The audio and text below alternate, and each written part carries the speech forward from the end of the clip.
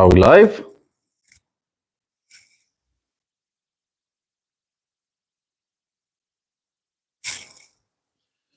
Can't see, where is it, the group, the chat, live chat.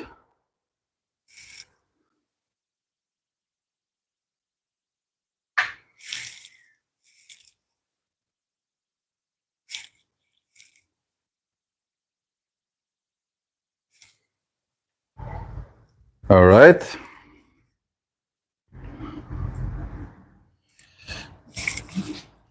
Let's put this here.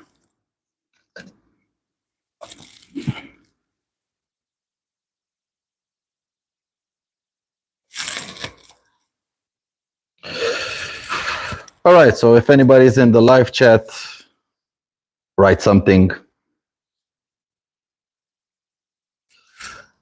Hello, y'all. I'm monitoring it on a second phone because, yeah, that's kind of what you have to do when your main phone is up there somewhere. What you have to do when you...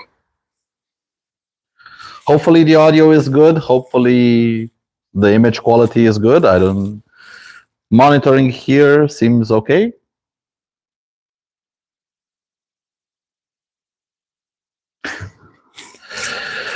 Yeah, so I got some work to do on Donnie. I got two things I need to mount on him. Let's see, where is it?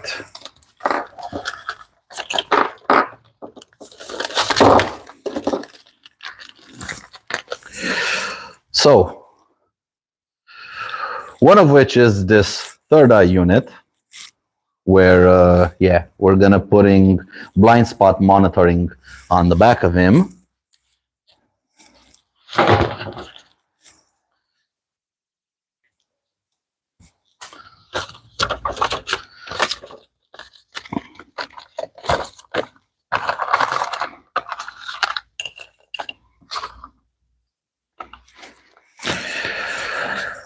And the second one is this intimate. Basically, it takes your clicking noise from your indicators and puts it straight into your helmet. But first, I'm going to have to redo the wiring system and do a second wiring system for all of these toys, including for the Kaiji. Plus, I'm planning to add a quad lock wireless charger to the mix. So there are a couple of things I need to do to get them ready for all of this tech and to make my life easier in mounting these things. So I'm going to be taking off a couple of panels, first of all. All right.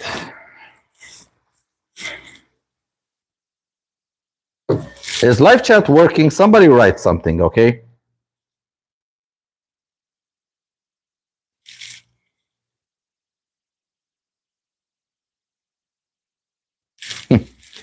I guess you are all very shy.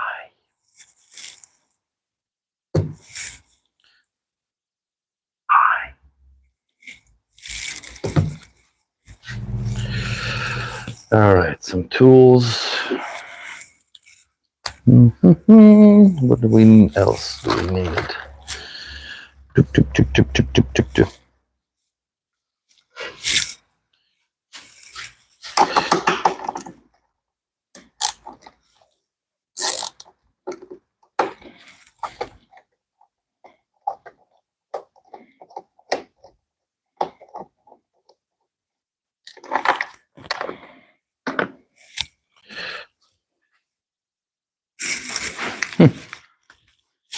I'm gonna put this here. Why are you guys all so quiet? Nobody's saying anything.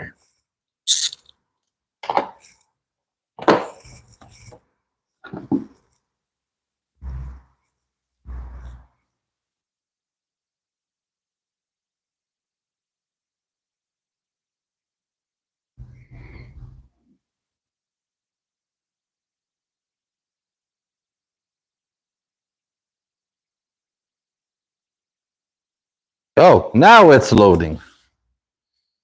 Okay, this phone is messed up.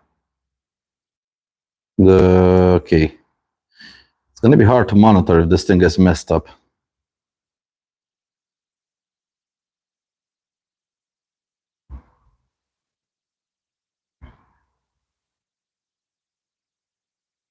Technology problems.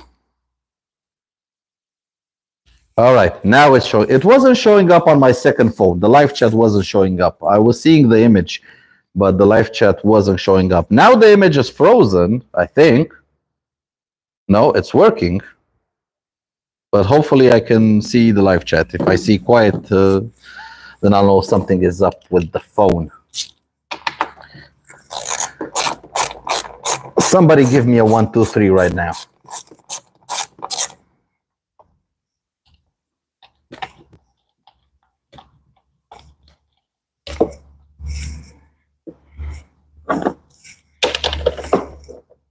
Perfect. It's updating. Thank you.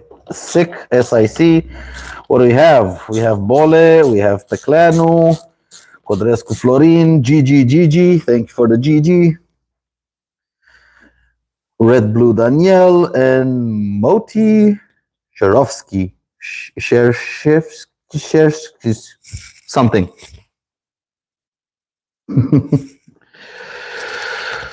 Well, this is gonna be fun. I need a screwdriver. I have a screwdriver. And it's actually, I need to take all of these out as well. We have wires, we have stuff and more stuff and more stuff.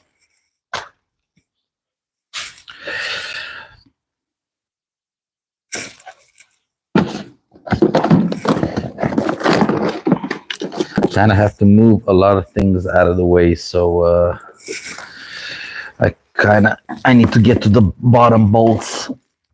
All right.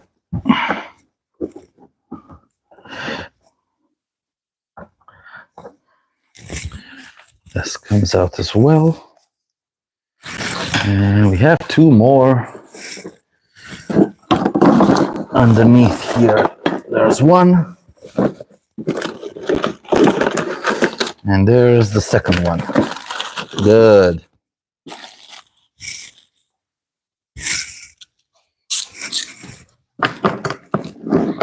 One, 2.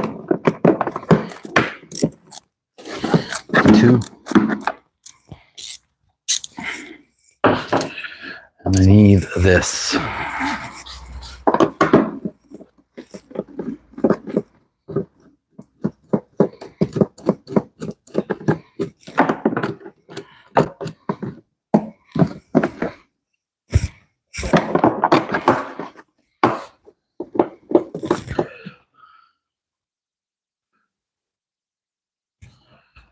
Yeah, I don't know if you can see him, but Fred is right over there.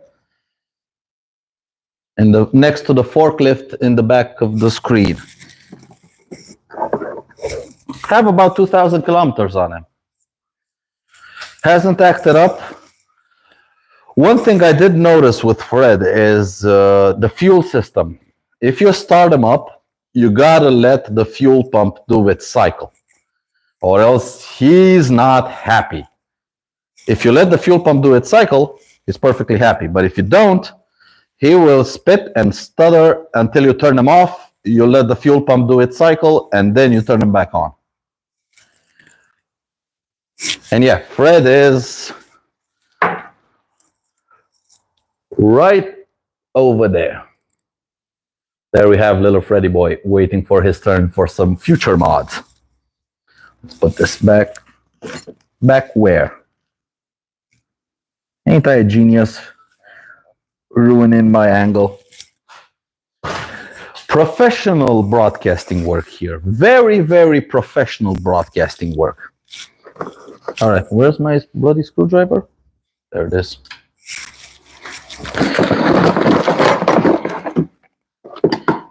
Best practice would be to empty this before I try to take it out, but yeah, that's best practice, not my practice. So,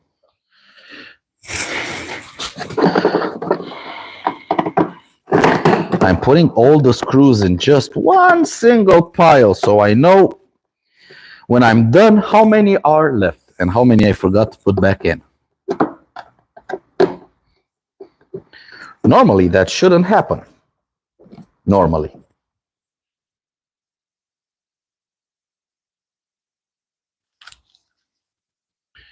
All right. Battery cover comes out. This comes out. This is gonna be fun. This is always fun. Come on. There we go. This ain't heavy at all. Bloody hell.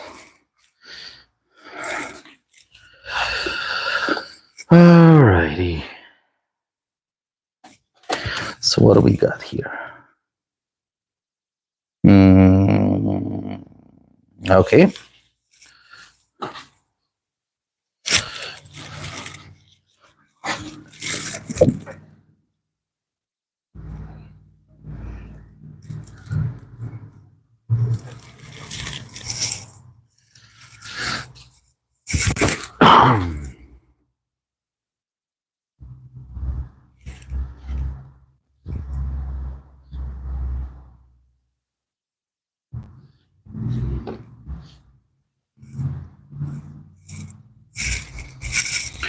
What else? I need to take off that side fairing.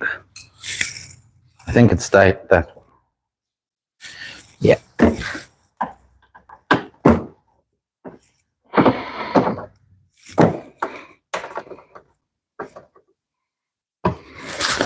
That screw, I'll call it out.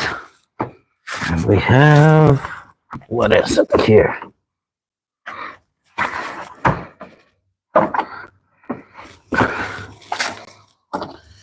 There we go.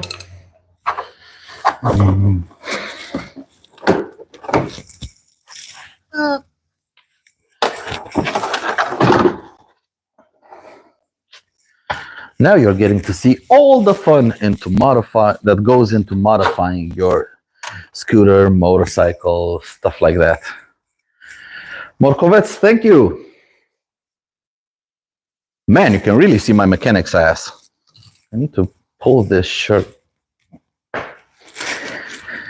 Yeah. We gotta keep it PG-18 or PG-13 rated. Let's not show our butt on the internet. How's about that for?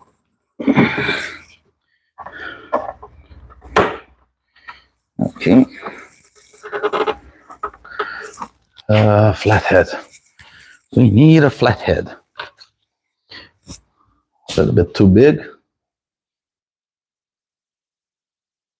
Red Blue Danielle. I am in the warehouse and not in the workshop in the service, because this is where I like to work.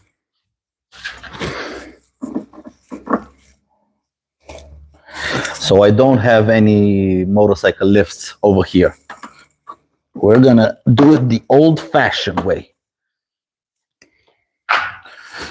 with an aching back and stuff like that.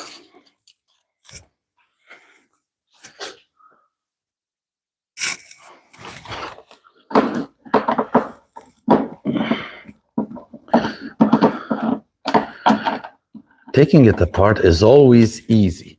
Putting it back together, that's the hard part. And this screw always gives me a tough time, and today is no different. Yeah, wonderful.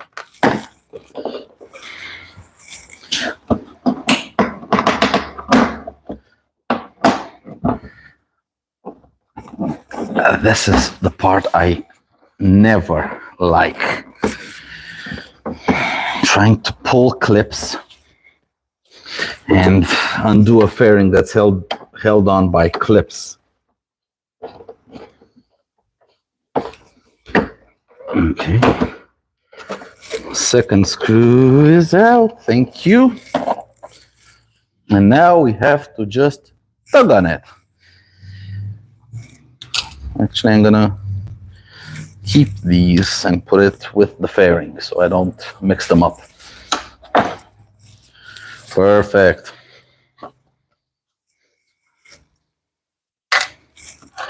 Okay.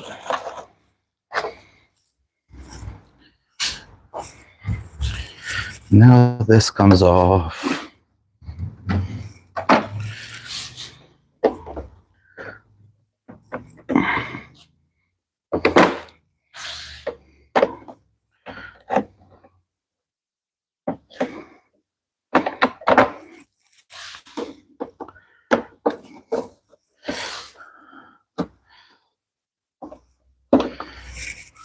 Okay, now we're into the front of the scoot.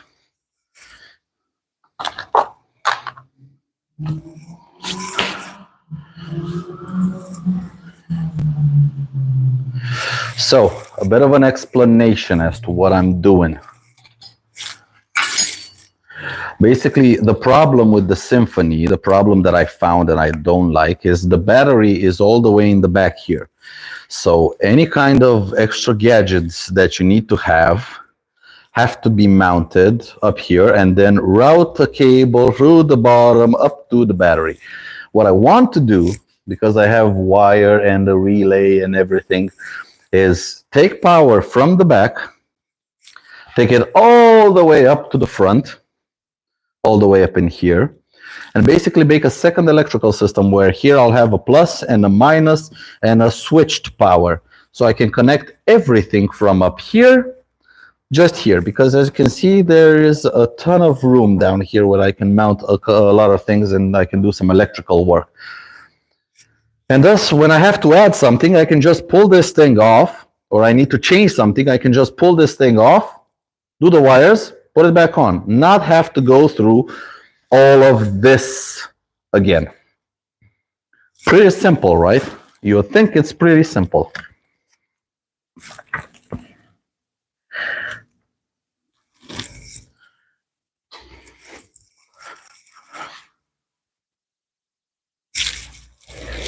All right, what's next?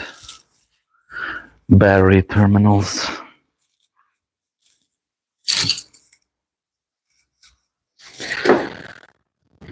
And I need a plus and minus wire plus. Let's see how thick.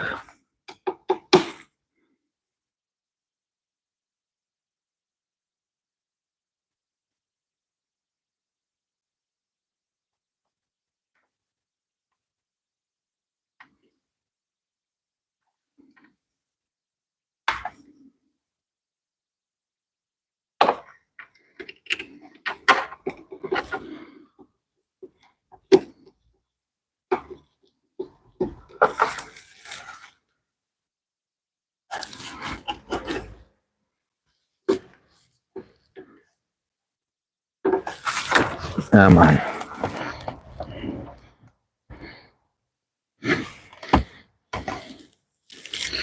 Okay. For the minus.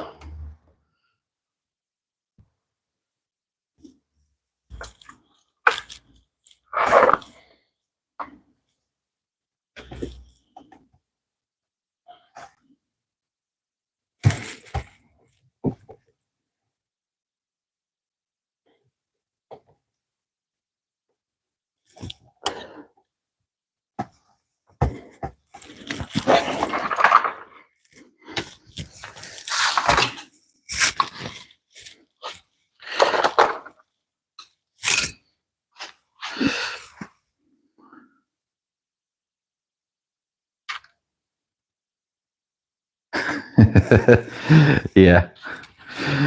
A line of power. I hope I don't have to undo that.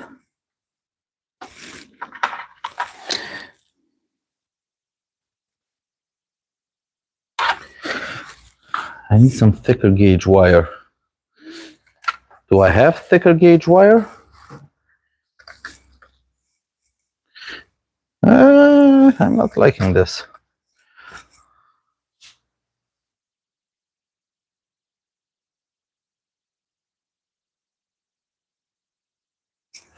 Hold on a second, everyone. I'll be back in just a little bit. 2 seconds.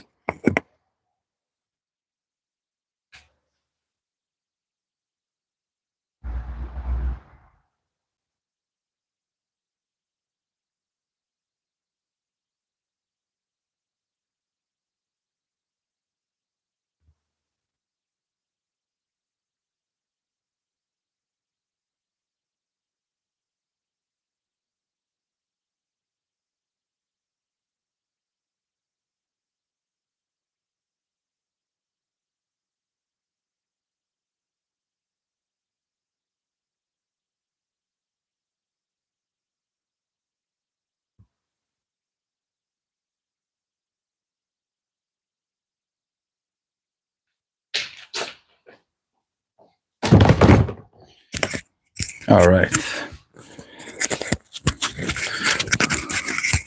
I'm back. Got myself more wire. There's not only going to be a fuse, I'm actually putting in a relay. High-tech stuff, boys. High-tech stuff. We're actually putting in a relay.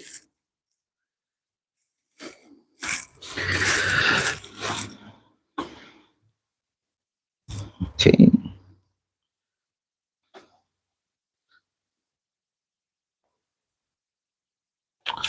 Come on.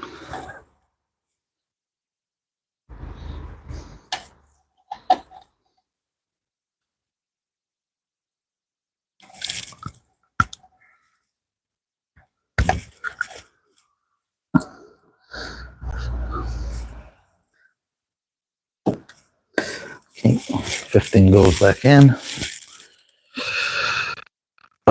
Where is it? Where is it? I need to put something. There it is. Let's put back the cap for the factory fuse box because I had my Kaiji wired into it, but I'm not gonna do that anymore. All right. Got the Kaiji right here. And do the electrical tape.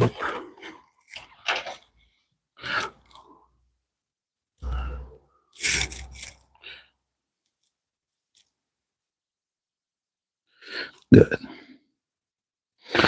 Now what I actually need to do is hopefully this pulls nicely. Okay, this is gonna be an interesting one. I need some tape. And where is it? This is gonna be my main wire coming from the battery up front because it's a bit thicker gauge, and I want to also plug in my heated grips up front because the wire of the heated grips barely reaches. That's gonna be an interesting one, trying to pull the heated grips back through the holes.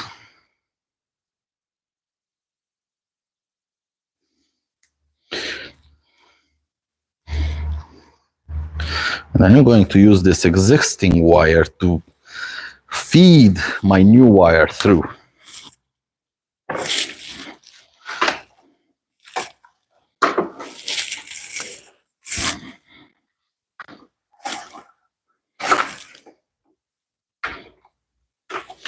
Do I have a multimeter here?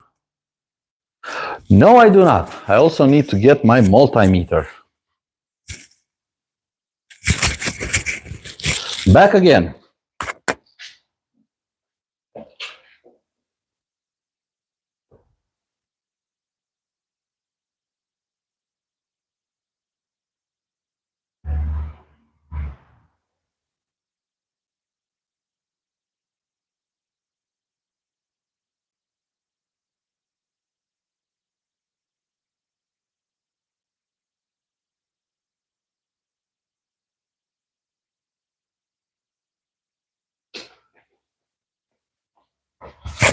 Multimeter, just in case. I don't want to work on electrical stuff without a multimeter on hand.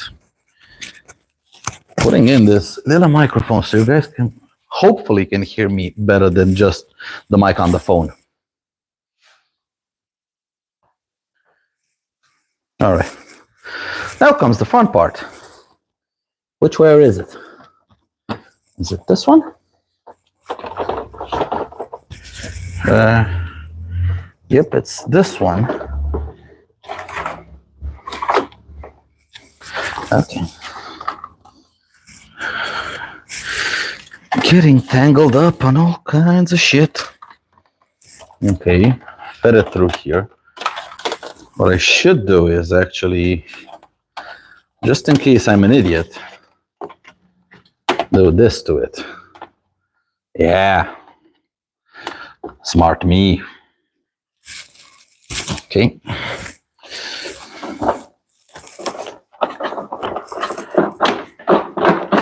And now, this is fun.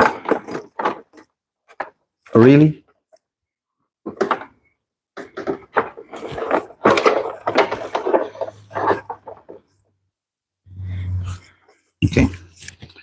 What am I supposed to do here? How am I supposed to tie these together?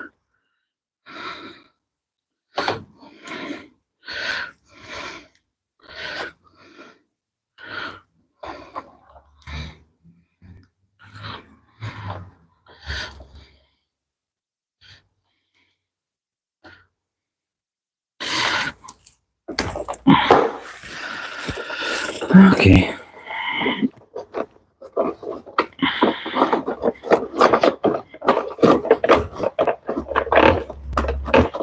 Come on, I really don't want to take out the front fairing.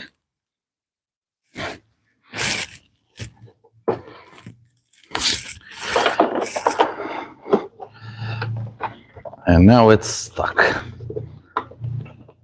Ugh. Well, this is fun.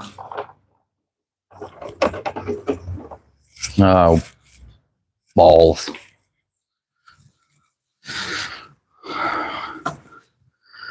I'm not actually, okay, I am at work. I'm not working for the company now. I'm just working on my scoot on my off hours, but at work, if that makes any sense. And yes, Dixon Labs, do it for Dale. If you don't know who Dale Earnhardt is, please, you owe it to yourself to look it up. Yeah, I also need this.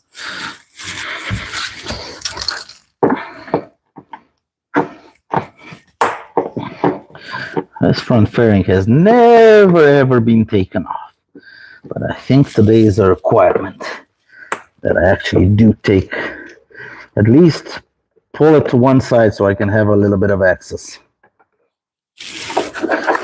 And how exactly am I supposed to do this? Okay. It's one pin.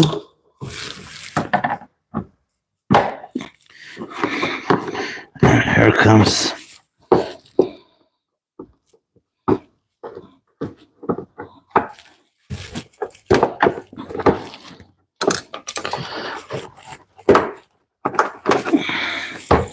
Okay, so what do we got? We got a screw here, a screw there. Is it enough jiggle room? Nope, it's still.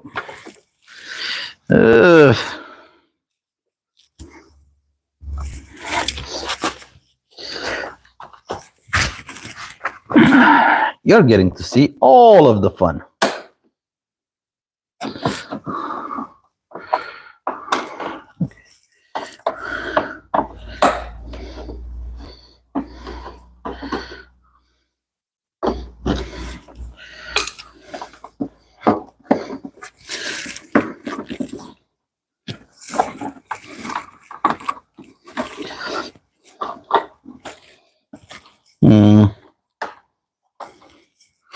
Why isn't it budging?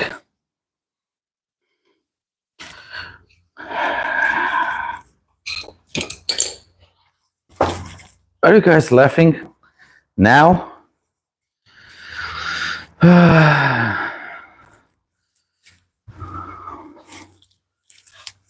Nah, there's not much power going through that cable. The heated grips at maximum draw 4 amps. And with all of the other things, it's just like 4 with another 2 amps, I think about 6 amps in total. So I'm not worried about. I just need a little bit thicker gauge, just to be on the safe side. Can we open this thing up?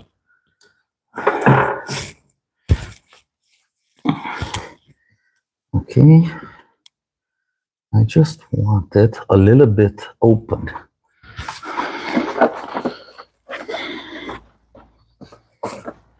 Nope, not those wires. Oh, I think we have some more screws here.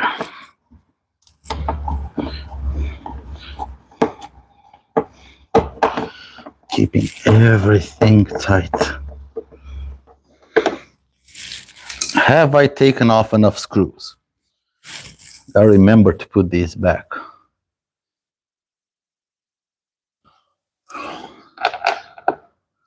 Yeah, new turbo. Or actually, it should be a turbo. You know, people saying Sims aren't built well. Really? I cannot take two bloody plastic parts apart to save my life. What are you stuck on? This thing is properly stuck here. Okay, freed it. But what exactly is it stuck on?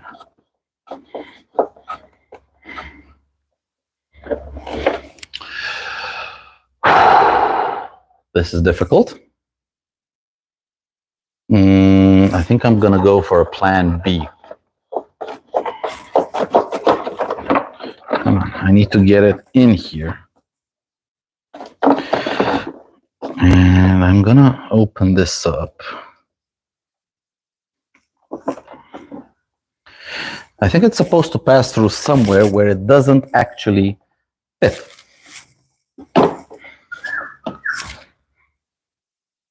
And we have a guest. What's up? Oh, Welcome. thank you. Where's your camera? The camera is right over there. Okay. And I think for people to hear you better, Okay, hold on, let me you can just put this on when you are ready. disconnect all of my. All of your stuff. I'm gonna step out, smoke a cigarette before you do all the instructions. Yeah. Or none of that. So guys, we're gonna go on a bit of a short 10-minute break.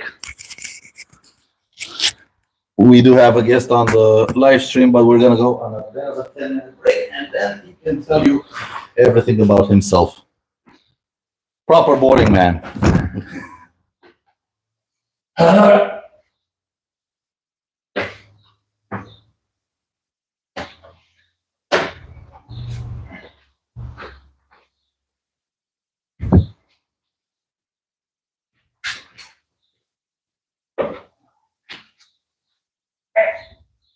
I feel like I've been walking around all day. I think that's exactly what you can do. It is. Like the city? I think I've seen just about everything I want to see, at least right now, until somebody tells me different. It's not a complex city. So, well, it is if you want to go. You really want to go history and it's stages like you see the People's Palace. Or Yeah. That whole area was one of the oldest neighborhoods. Yeah, you just took all of that. Took all the land and bulldozed everyone out. They bulldozed everyone out. They were in talks for about a month or two. Some people were like, this is not my land, or I don't want to move, stuff like that. And when the date came, it was like, okay, we're going to keep the last offer. You're not going to accept it because Donnie over here on the bulldozer ain't got brakes. You already paid the construction. So, yeah. So we have up to this point to negotiate. Now we're just going to stop at whatever point we came. And as we're talking to your house being over, there was some old churches there. I mean, I think this point here, from this point and on the next one, was a good route to go. If you take a couple of detours, you kind of hit all the highways. We go on Afiliate, we go down to Parliament. Anything south from there is just, it's a big park and living area and nothing else. I found that random American War Memorial in the park, next to that big monument, right on the path. Yeah, park there, and I was just walking by. I thought you were just, I thought you wanted to know about it, went straight for it. Oh. Because I was like, we have that here. No, I was just walking, and I saw it in English, and I was like, oh, that doesn't want to Yeah. Yeah, I had no idea what that was. And the statue with the wings, that's the monument for aviation. Oh, Because well, that, the boulevard, it's aviation boulevard. okay, Yeah, so boulevard. that makes more sense out of the big concrete sculpture that kind of looks like a wing into that room. Okay. Wow, I was witnessing aviation history, and I didn't even know.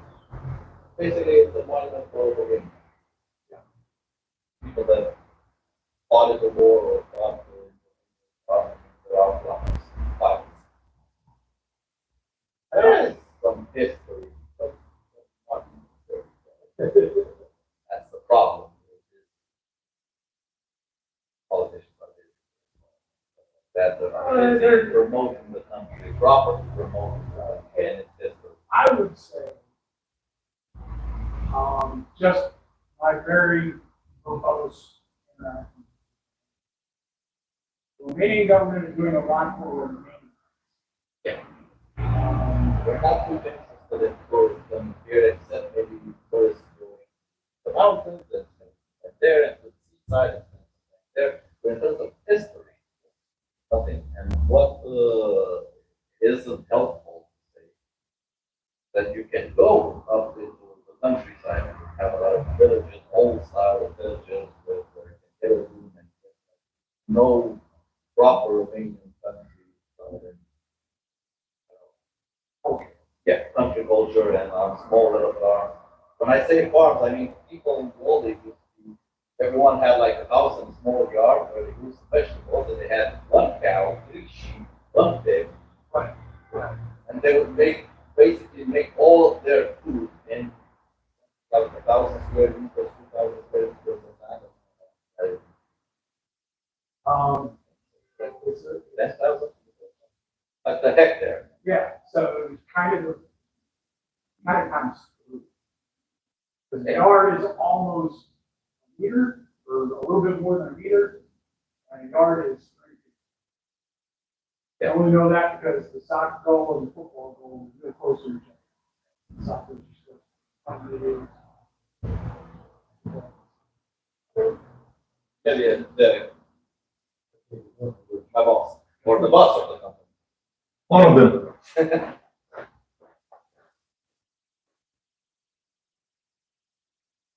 Yeah, that's how Romanian, that everybody had a bit of land with a couple of animals and they would grow their own food and everybody would share and stuff like that. Yeah, I mean, And that's nice. I mean, you can go to a small house with a small yard and have big cow, chicken, and a bit of land work and experience all of that. They would work the land by hand. Yeah, they work with right. or then in-house inside the house. So eggs most of the time, meat wherever they could. Yeah. Eggs, meat, stuff like that. Is it still working? Yep. Oh, somebody spotted the Maverick 500 back there. So somebody, yes, spotted the Kove 500X, and it is going to be available for test ride very, very soon, I think.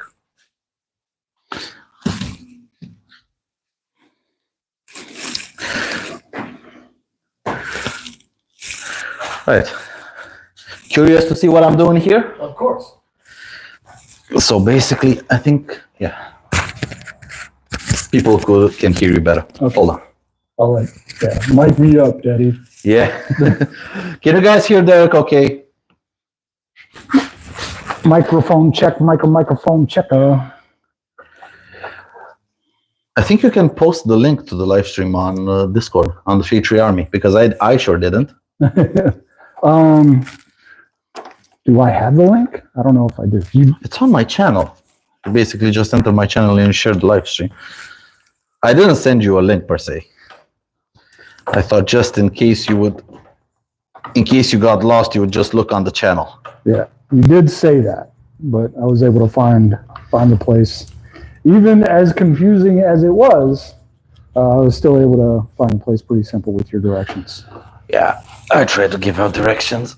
I used to be a courier, and I kind of know like what you need when you're searching for something, and to be very, very clear when you give out directions. All right, so this isn't gonna work like I intended.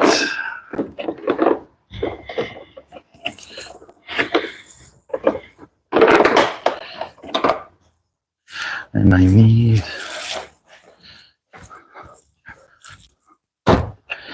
this and the 10 mil. Where is it? Where is it? Where is it? Where is it? Or an 8 mil. So basically what I'm trying to do is get power from the battery in the back up front and have like a second electrical system for all the toys. Because there's tons of room up front and the battery is all the way in the back. And it's always a pain in the ass every time you want to connect something.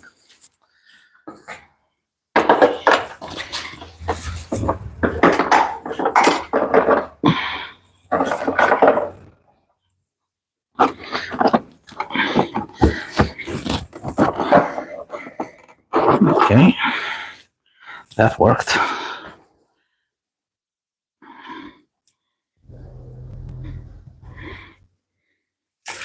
Now, cut this up.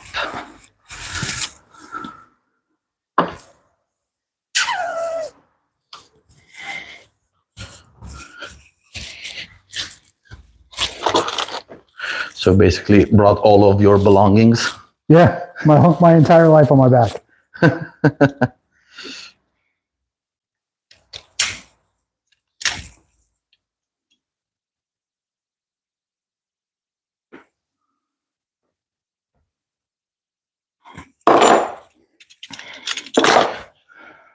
I'm looking for a specific channel that would be. I think it will be on channel support. Yeah.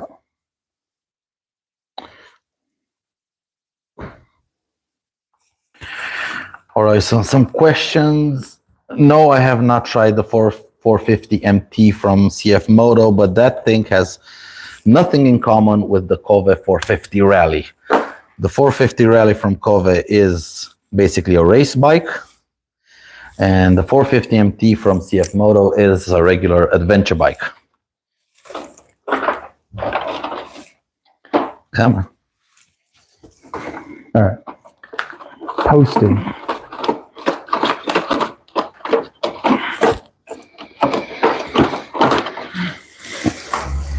There we go. Beautiful. Move your dome. Oh yeah, take a seat.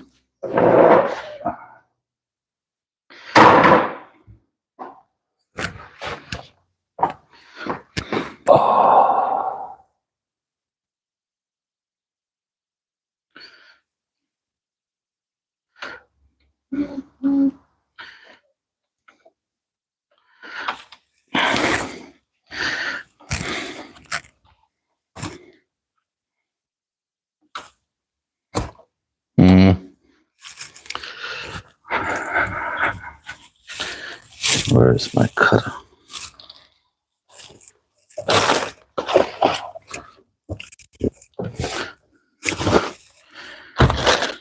You know what would be nice? If I could actually find the tool I'm looking for. It's where you just saw it. Yeah. What are you looking for? Something to cut. A cutter. Or someplace. I need to get this electrical tape off. Or actually, I don't need to, but I want to. It's done its job. It needs to come off. Are you adding crimp splices now with heat shrink around them? No, I basically just used another wire to pull this thing through all of this mess. Oh, right. And not have to take off all of these fairings. Because I'm going to run basically through this wire 12 volt from the battery up to here, and then everything like the Kaiji, like the heated grips, and I have the third eye blind spot monitoring and an intimate something to do with the indicators to Bluetooth the Right. indicators onto your So you've helmet. got one junction box. Yeah, I'm for gonna make everything instead of running instead of having everything some to the big back. stacked up mess on top of your battery. I get it. Yeah. And I did pull all of these apart. And now I need to put them back together. Just a little percussive maintenance. Nothing to worry about. Yeah.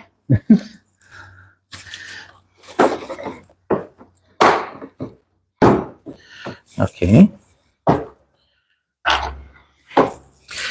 That's the only part that is kind of pain in the ass working on scoots. A lot of plastics. Well, I don't know. There's sport bikes that go kind of ham with all the plastics that they get, Yeah, some do. which is why a lot of people are more partial to nakeds anyway. Yeah, the thing I don't like about scoots is usually you have to know how the plastics come together. On sport bikes, they are made a little bit like you take each panel out individually, and it doesn't matter what order you take them in. On scoots, basically, I cannot take this off unless I take this off, unless I take this off, unless I take this off. There's an order to everything.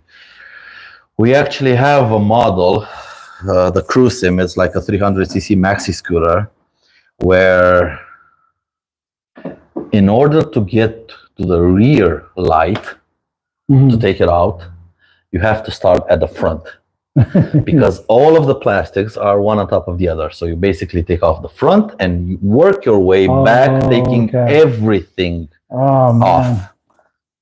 Gotta be rough. Yeah.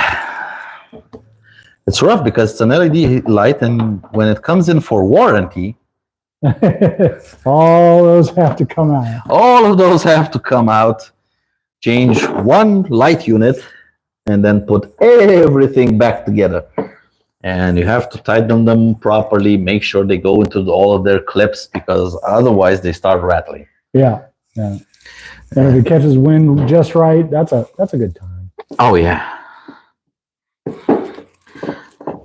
So that's why I don't really like taking off all of the plastics, and that's why I wanted to basically 12 volt and to put a switch up here, a relay, and have everything switched in here. Right. Because this front fairing is easy to take off. 2 screws on the back and a pin on the bottom, and just pull it off. Right. Anybody in chat have a fun plastic at 120K coming off? Any kind of those stories? Plastics coming off at speed. That happened to me on one of these Cruise Sims, one of the lower fairings. I was just riding, and I would see. I just looked down at some point. I was like, so it was just flapping around the wind. Basically, one screw came out. Yeah. And I had to stop. Luckily, I had a screwdriver with me. Pulled the screw from up top and just screwed it back in. So one of the only times I've wrecked on street, I've wrecked on dirt a bunch because that's usually where I get kind of reckless. The one time I wrecked on street, I was in Tucson, Arizona, just going down the street. I was on my Tiger 955 with big metal saddlebags. Okay. And it has a flat top, and they lock down. Well, apparently I forgot to lock one down, and I went over a 1-speed bump, and it flew off. And then there was another speed bump, maybe 50 meters ahead of that, but I heard it, and I looked back to try and figure out what that noise was that I just heard, and I hit the second speed bump, but my front must have been kind of cockeyed or something like that, or a little off center, and it just dumped me. Onto the side. It low-sided me. I came to a screeching halt. I was wearing a full helmet, my Shoei, that I still have, but it's wall art now. I've retired it. That I didn't have really any injuries. A little bit of scraping on my legs, but aside from that, I was good to go. But I do tend to wear gear, particularly in dense areas. As you should. I'm not a particularly good gear advocate, but Well, actually, I don't particularly wear a lot of gear, but I tell people to wear it. what happened, the way I came into motorcycles was more off-road anyway. Dirt and dual sport and that sort of thing. So I got used to having gloves and a helmet and stiff boots. If you in dirt, it's way like you just fall way more. So Yeah. it's better to wear that protection, particularly on dirt. It's a softer landing, but it's even softer if you wear the proper if stuff. you wear the proper stuff. So I got so used to riding like that I feel naked if my hands are touching grips. Oh, I yeah. need gloves. The part about gloves, I can't ride without gloves. I'll ride in a t-shirt, but without a helmet and gloves, it doesn't work. Yeah. And without a helmet, I don't understand. I've never found, aside from like full goggles, I've never found a pair of sunglasses I could ride with. No, hell no. Unless you have like one of the, on a scooter like this, the big windscreen. Right. That's basically right here in front of your face. I could probably get away with it on my Aprilia because I do have the big extended windscreen on that. But yeah, definitely not on any of my other bikes. Even the Tiger, I had an extended windscreen. It wasn't enough because the Aprilia kind of goes straight up like on scooters. But the Triumph Tiger, it's an old 955 from 2001. It comes more angled back, so I'd have to like melt something and get it and shape it so it comes up and all that other stuff. I just didn't even bother with it. It's never enough. Even on like, this is my second scooter, my 350E from Zontes, the windscreen goes up and it's dead quiet when you have a helmet on. Yeah. But there's still wind. Yeah. You can open the visor, can ride with the visor open or with the sunglasses from the visor, but riding without a helmet, I don't know how you would do that. Maybe just to the shops and back, but not for extended periods of time. I mean, I see, the Harley bros, the real bikers. Oh, yeah. Those guys are wearing like the smallest thing that could count as a helmet, that little 3/4 shell or whatever you want to call it. And then they've got like Ray-Bans on. What are you looking for? That's basically a piece of tin on top of your head. Yeah, it's not going to do anything. It's not really going to do anything. It's just to adhere to the law. And I think in some states you don't need to have a helmet, right? Yeah, and it changes from state to state, and most state patrols will stop you at the border or close to it if you go from a no helmet to a helmet. West Virginia, I think it's West Virginia. Maryland is helmet. West Virginia is no helmet. I'm pretty sure. The chat will correct me if I'm wrong.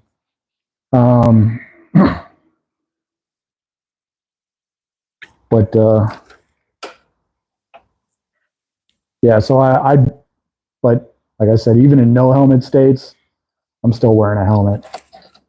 Florida, when I went down there for a couple of Florida doesn't have any helmet rules whatsoever. No. As far as I know. And we had a couple of raw doggers out there that, found their balance between visors and sunglasses and all that. Just raw dog taking it full face from the wind, but I can't do it, man. And I've ridden in Arizona in the dead of summer and Qatar right now when it's like, I think it was 29 to 32 last that I checked, the last day that I was there, 2 days ago. And I'll still ride the bike, but occasionally I'll put on a motocross helmet instead of my regular ride helmet. Yeah. And because that gets way more airflow through it, and I'll just throw goggles on then. What do you need now? I need a cutter, something to splice wires with. Stripper splice. Oh yeah, those would be great. Do you have any on you? No. Me neither. I do. Wait, I actually might. I've got my Gerber with me, and it may do what you need it to. We should have a cutter around here, like your basic paper cutter, but stuff gets lost and misplaced and put somewhere where it has no place being, and then you can't find it. You know what you need, dude? I did find scissors. Didn't I just hand you a set of cutters? No, I think that was like pliers. It was pliers, but there was cutters on it.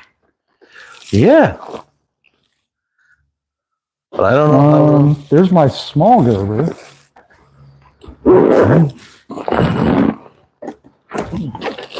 I know I have one with me. It's just where I have it. I could basically splice this wire. Yeah, I'm gonna do that. Yeah, okay. I'm good with what I have. I think this is the right one.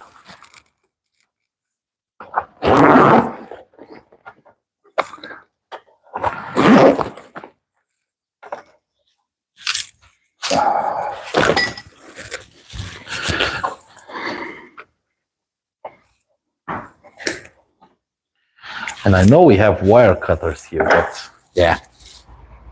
Oh, I found it, but now it's too late. So what you're looking for is diagonal cutters, maybe? I'm a bit of a bush mechanic, so basically anything that gets the job done. Yeah, you were looking for scissors. So I found scissors. All right, let's see. So the relay, where's the relay? Where did I put the wires for the relay? Here's a There's these, there's the relay, and then there's the, there it is. So I'm gonna go basically this to this and this. Let's see if this works. I think what you need is a stand-up toolbox. Oh yeah, but this is basically the warehouse where we prep vehicles for sale. So this is like the full service department. We have it in the back with motorcycle lifts and stuff like that. But I thought, okay. you know, for this kind of work, I don't need a lift. Plus, it's more quiet here. And okay, so now what do we have?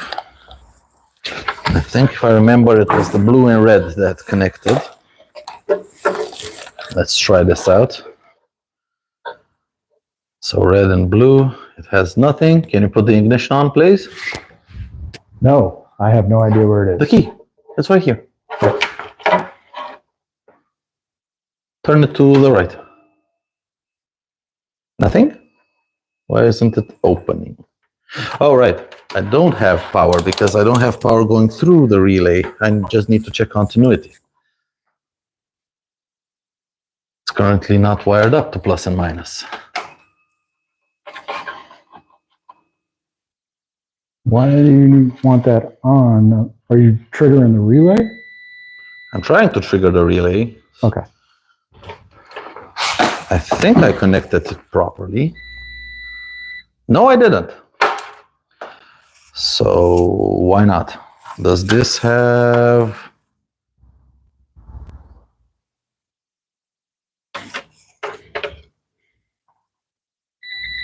This has continuity. Does this have power going through it?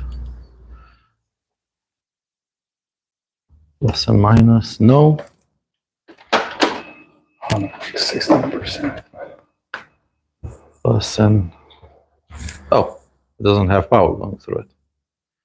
Which one had power? God damn it. No, I did not splice the wrong wire. You're just imagining it.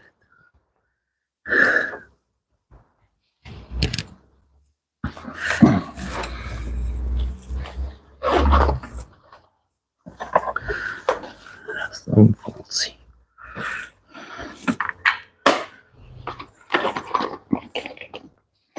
I did get 12 volts out of this plug. Of course, it's the brown wire.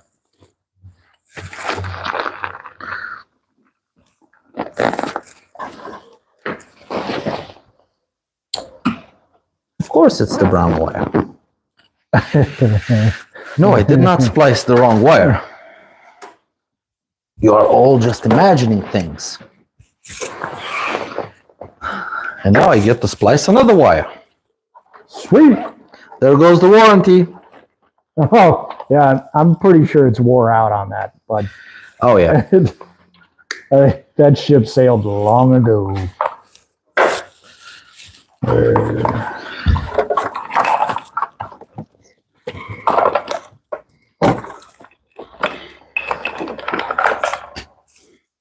Well, actually, considering my position here is to parts and consumables and also warranties, I mean, who's going to stop you? I just need like a VIN number from a similar model. And, you know, where am I going to find that kind of information? Oh yeah, people here have been quite nice with helping me maintain this, because in the local community, it's a little bit known, this little scooter. Oh, yeah? Being ridden by an idiot. And doing all kinds of dumb shit with it. Going up the side of mountains and... Taking you places it definitely shouldn't go. Oh, definitely shouldn't go. Like I was telling you. We went at one point, I rode it up a trail that's basically the highest road, unpaved road in Romania.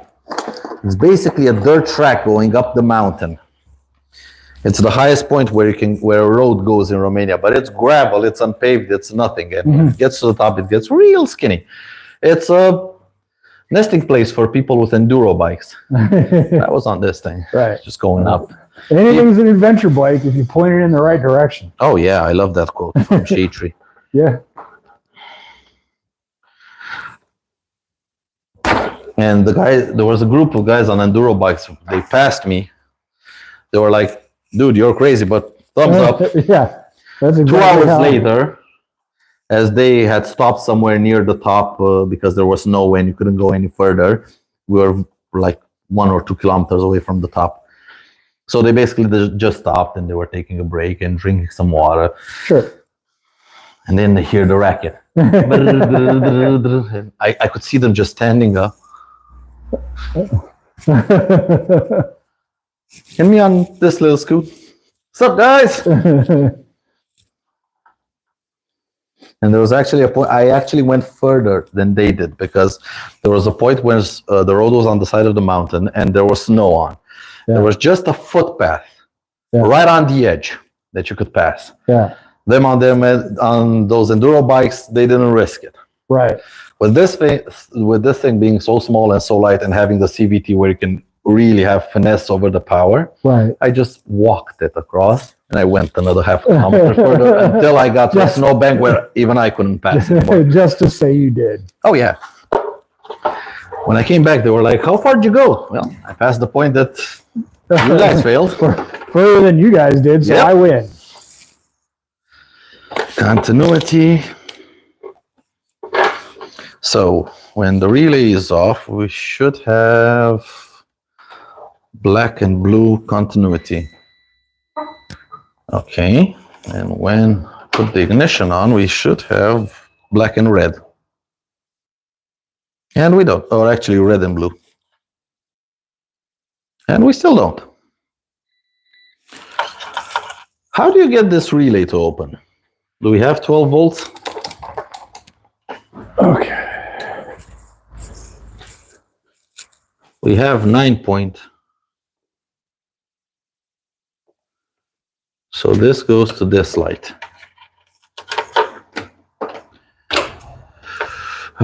Should I take this to ground and just put the wire continuously and just attach this thing? So If you put 12 volts through this, Yeah, but I'm just trying to figure out 83, 85, or maybe I need something. how it's mapped, because this is your map here. Yeah, 85 and 86 are the yellow ones. Okay. So that's the opening of the relay. But the thing is, No, this is your switch. so the yellow wires are where? So I should connect 87, 87. 30 and 87? No. I tried it on a battery, and if I connect these to a battery, you get continuity through the red and blue wires.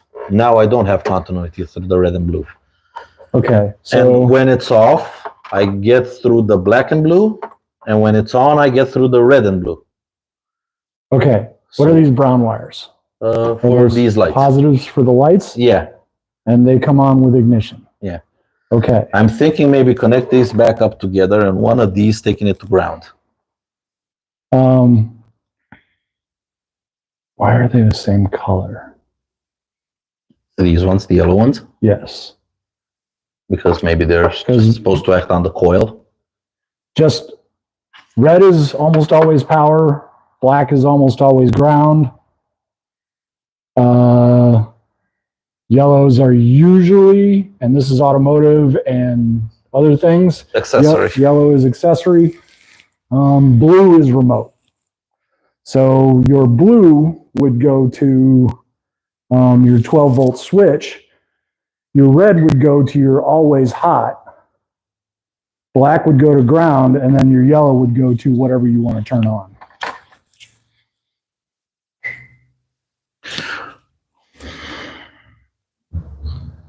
So 85, 86. So they're saying this is the switch. I thought that 85 and 86 was the coil. No. So you energize the coil and it That's- switches this. Now, this is definitely the signal for a switch, because that line switches over one way or the other. Pretty sure that's battery. So your positive and negative battery. I don't know why that would be the yellow ones, though. That doesn't make any sense to me. I'm just going off of Yeah. my experience with color coding and general switches. We're going to try something else here. So I'm just going to pull these off. So what are you trying to power? Just the... Basically have the third eye and the intimate system are supposed to be permanently connected to battery. And I want to actually put them on a switched circuit, not on a battery. You see here? So do you want to run it off that circuit, or do you have another panel that's going to power? No, I am out of this circuit. So basically, if I connect it here, and where's?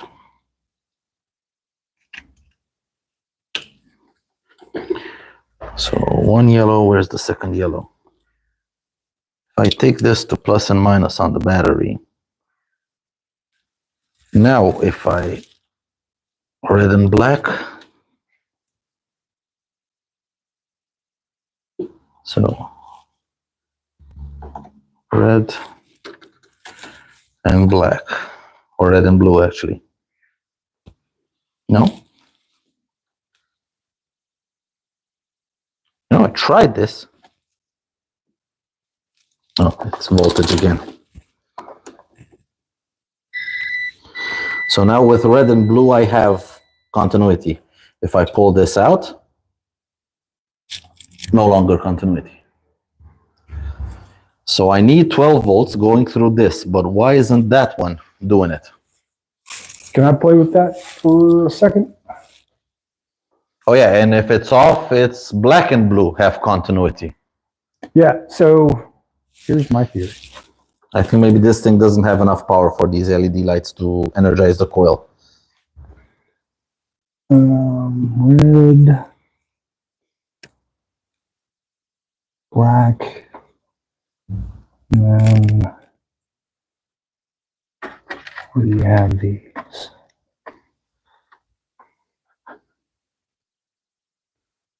black there.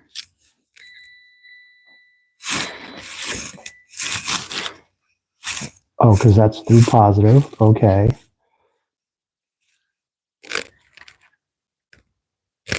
Need help?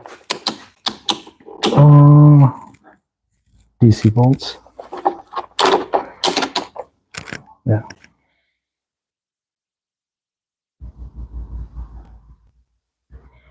Nothing. Nothing. All right. Nothing. All right.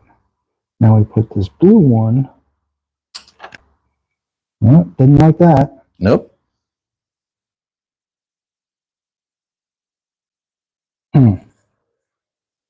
I looked online and it said like the ones on the side energize the coil. So you put 12 volts through this, you open up the coil. I think this is an automotive relay in the way that for lights, when it's not energized, you have lights on one circuit, and then when you put like the high beams on, it turns off one circuit, turns on the other. Now so if it's energized, I have red and blue that have continuity. So I'm going to put the plus here and I'm going to connect all of the other things to here. What I'm finding weird is that wire that I spliced is not energizing my coil. Maybe that's a low power circuit because it's for just these LEDs. Right.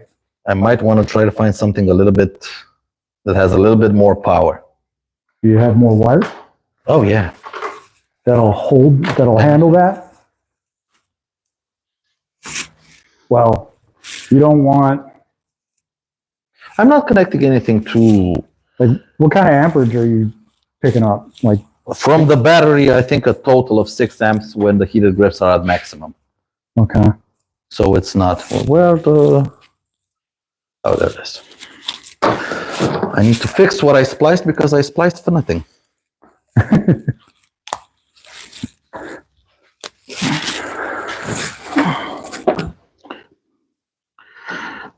There are a lot of wires going around here, and I don't know which one is from the headlight.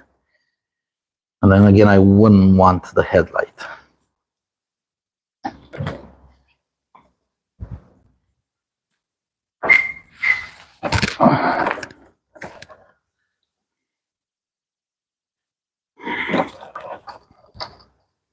.586 on the sides.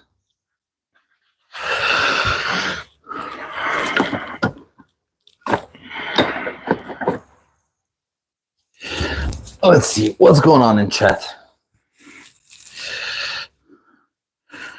So more information.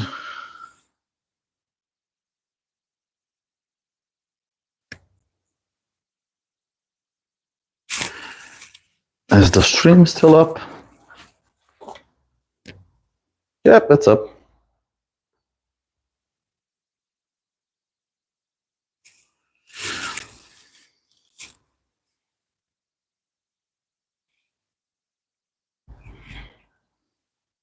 Your 87.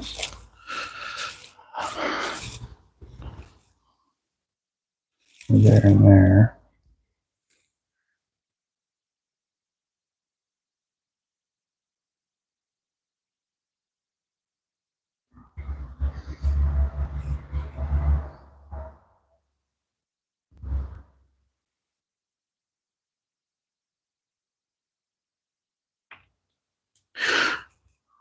It's red and black. Okay, 30. There's your blue.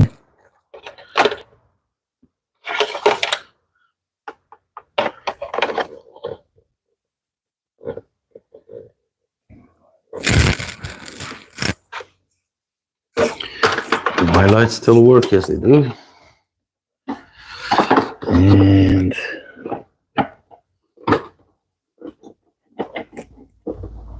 I also need, I'm gonna do something else to be productive. There it is. This is what I was looking for. But this thing you can properly, you can do it properly and you have a higher chance of hurting yourself. because this thing is sharp. Now let's see if I can pull the wire for the heated grips through this.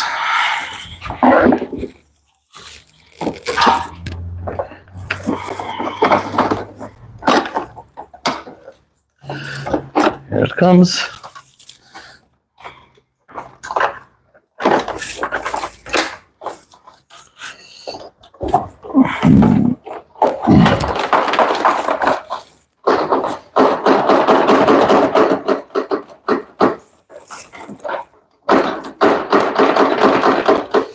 Come on.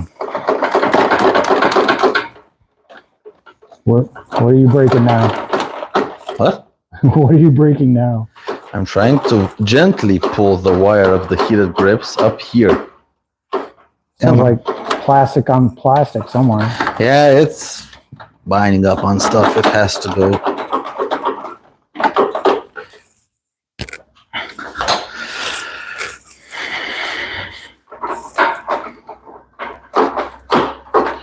I really do not want to take the side fairing off. Oh.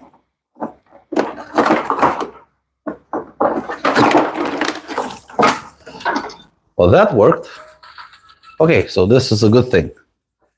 The heated grips are here.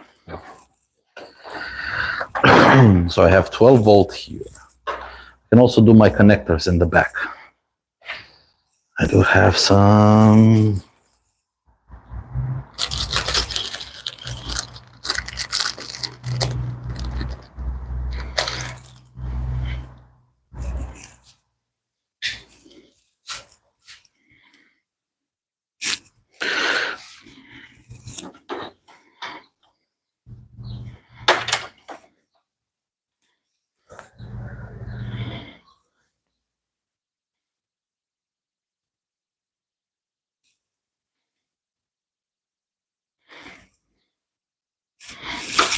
That should work.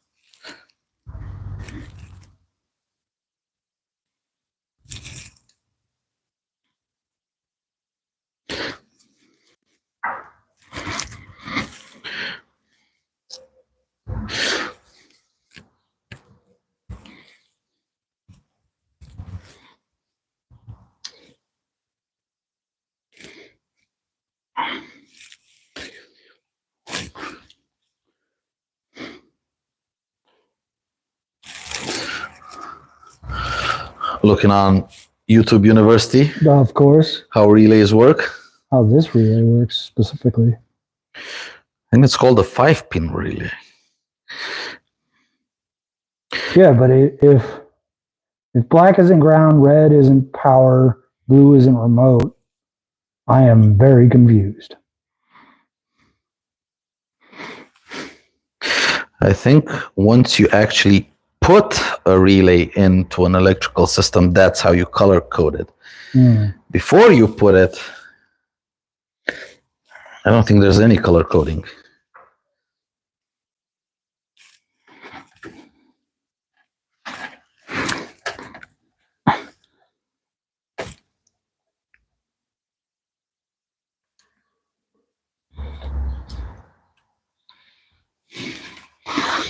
He's got white. Red isn't.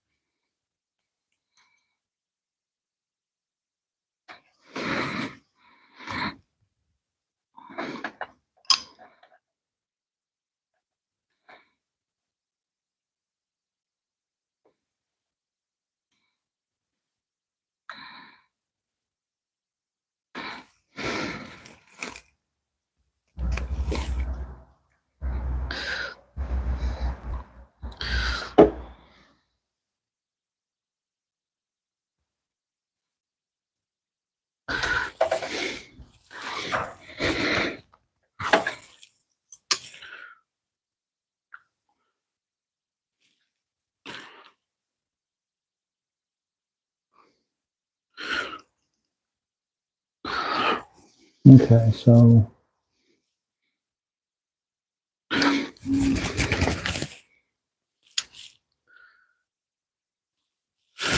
Okay.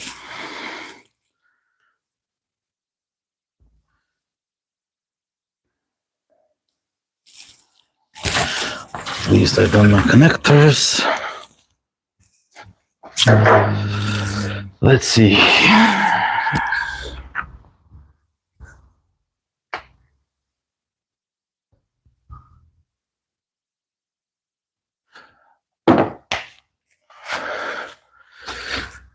do you need this?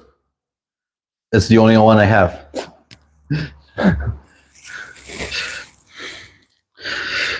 Wanted to open it up? No. I wanted to make the wires the right color. Oh, So you were right as far as the yellows, because according to that actual schematic right there, I've got a positive on 86 and a negative on 85. so I need a negative. Maybe that's why it wasn't working. Because it was basically on positive. Yeah, and then your other positive will be 30, and then your activation will be 87 and 87 alpha. Yeah, so basically I put a positive through 87, which is 87 is red.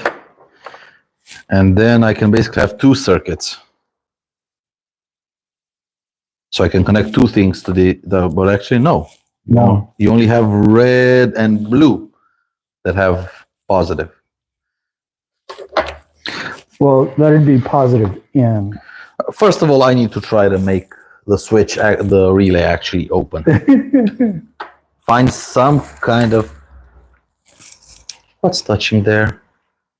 Oh, the brake disc. Ah! You can Just work that welding out. my wires to the brake disc. That's fine. This is fine. Yeah. You know, people look when you do the videos, oh, how easy it is to mount and modify your motorcycle. Oh, no. And then- Especially when you're ordering from Buddy Bezos or some other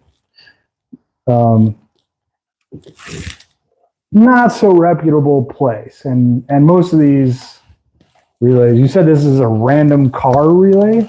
I went basically to an electrical shop and I said I wanted a relay that I can put power through it and it opens when I put power through it. I was like, I got this thing. Does it do what it's supposed to do? Yes, so. I was like, great, give it. Yeah. Kind of like, I'll figure it out later. Yeah. Why are these? I'm so confused.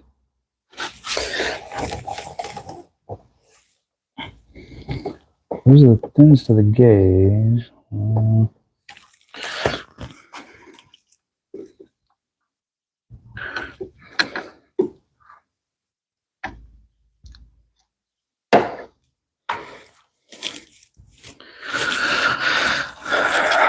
And also motorcycle batteries, why do they have these? Hate them. Oh, those things that you gotta like. You lose them and then you can tighten them and You know what I found to really work well with those? What? You put that in, right? And usually I'll have the actual screw because you don't want to try and tighten down a terminal on it. So I'll have that little square thing. Yeah, that. So I'll have this in the battery, and I'll put a screw down in there. Doesn't matter the length as long as the thread looks right. Pull that up, stick a cigarette butt underneath it.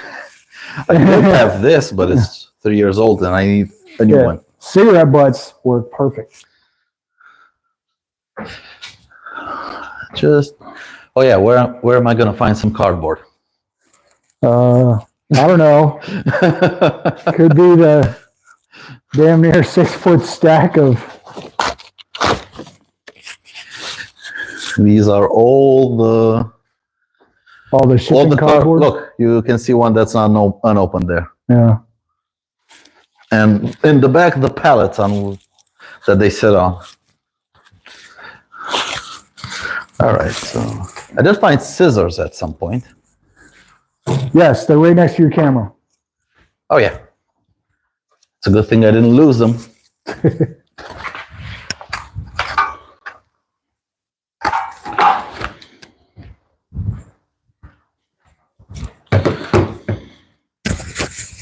Oh, I lost my Furby. There. Canceling out wind noise.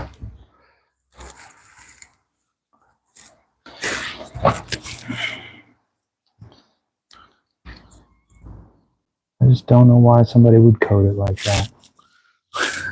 So strange to me. Whatever. As long as we make it work. Romanian relay.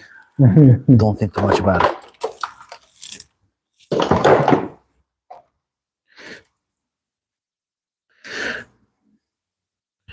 Okay, so where's my screwdriver?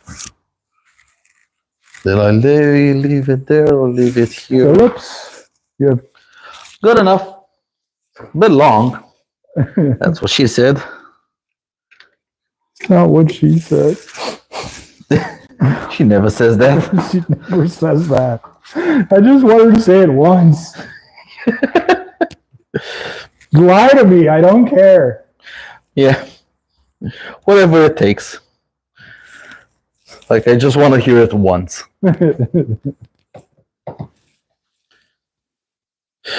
Every time I mess with the battery and I hear that sound, I always have like a sneaking feeling. Somewhere. Like every time after I'm done, I'm like going to the ignition, like, everything's still gonna work. And if everything isn't working, you open up the fuse box, and you pray to find a blown fuse. Yeah. And then you find all the fuses in perfect running order. And you're like, shit. Now we got a problem. Oh, it's a wire. Fuel pump works. Lights work. Okay, everything works. And now... All right, so I have 12 volts here.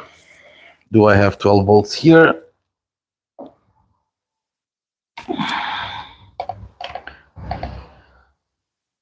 $12.58.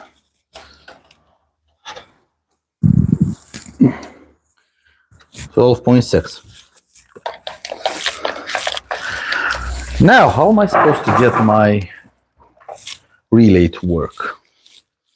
So we have 12 volts. Let's open this up a lot, so they don't touch each other. Hopefully. Leave some room for Jesus. That's the gold wing. Well, You're right to up, but with room for Jesus between you. Well, I mean, if it's a positive and a negative, right? It's a male and a female. Yeah. Leave some room for Jesus. Don't let them touch.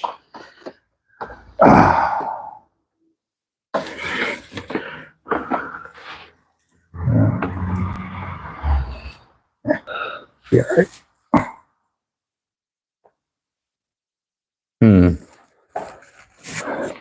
What if I do something else?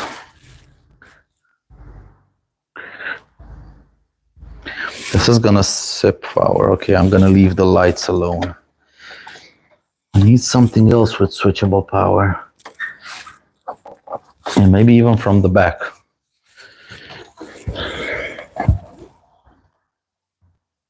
I did have a thing connected up here. A thing? Yeah.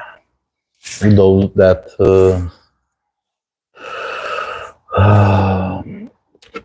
this piggyback on a Oh, for the... no, this one. This piggyback on a fuse. Okay. Problem is I cannot close my fuse box after that, and I really don't want mud and dirt in it.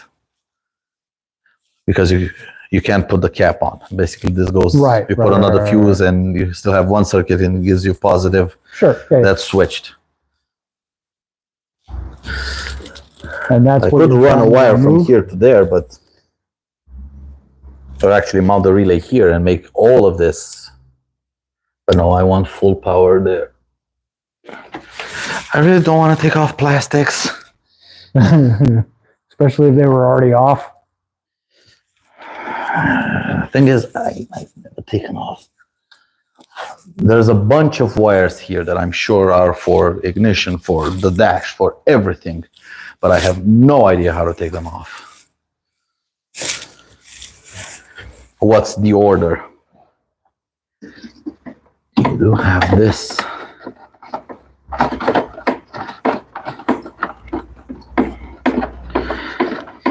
Because that's the thing with scooter plastics, because they have all these clips. You basically can undo all of the screws and it will still be stuck on. And you don't know if I need to take something else off first or I just need to pull on it. Right, right. I took a screw off from here and Did nothing. they're You still made no together. progress. Yeah, they're completely together.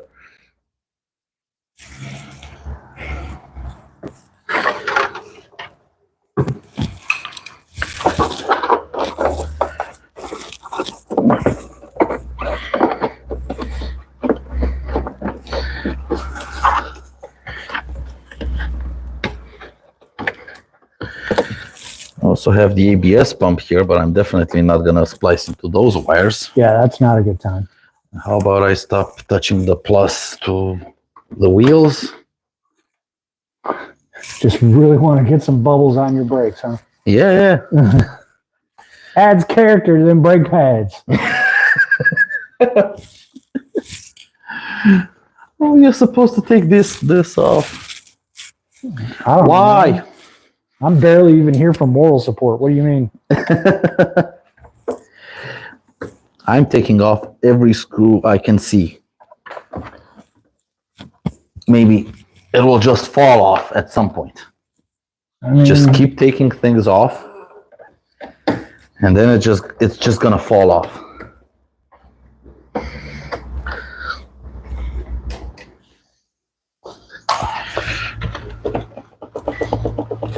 So I took off 3 screws.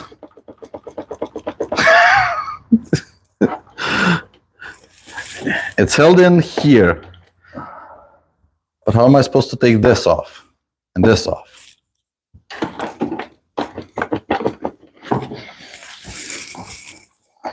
so I'm going to just suggest something crazy. What? And is there a screw into that silver panel behind this blue panel with the key on it? This might be one. That made a noise.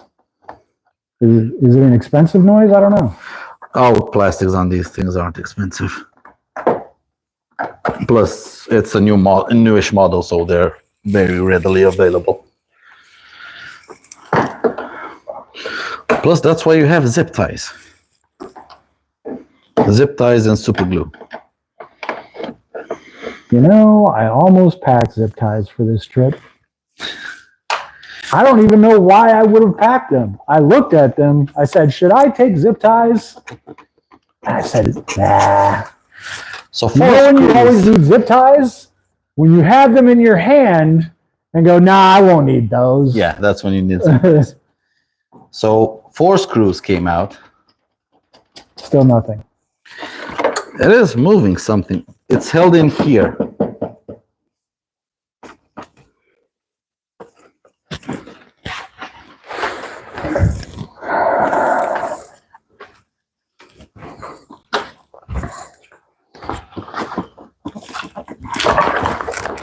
I can't see another screw to take off.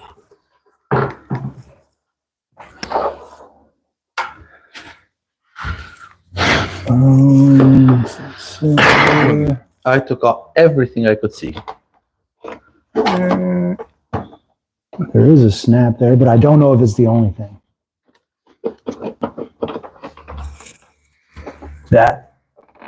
What's that? No, that looks like Let me you try that something screw. here. Oh, this is free. Now, what I'm looking at, you see that? Just like right.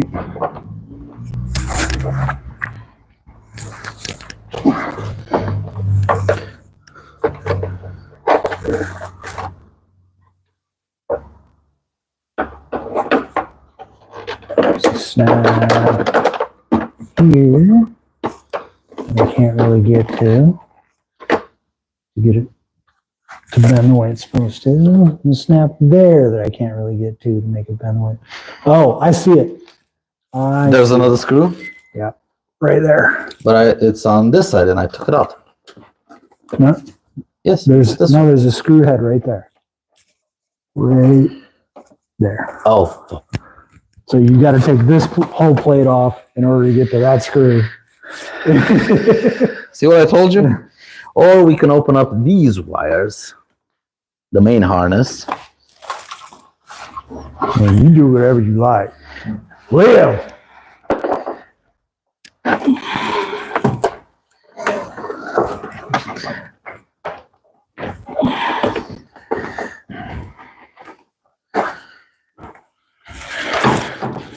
If only they were just a little bit longer.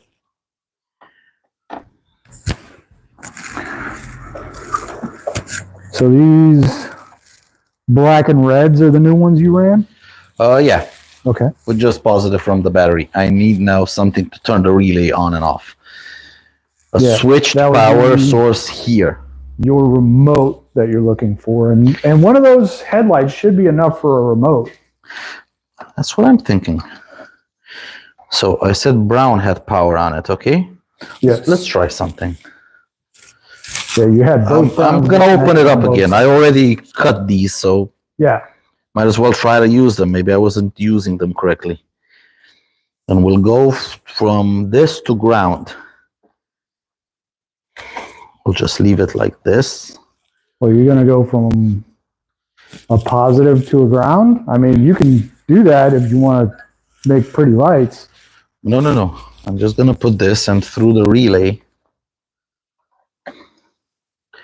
So like the 12 volt gets split between the light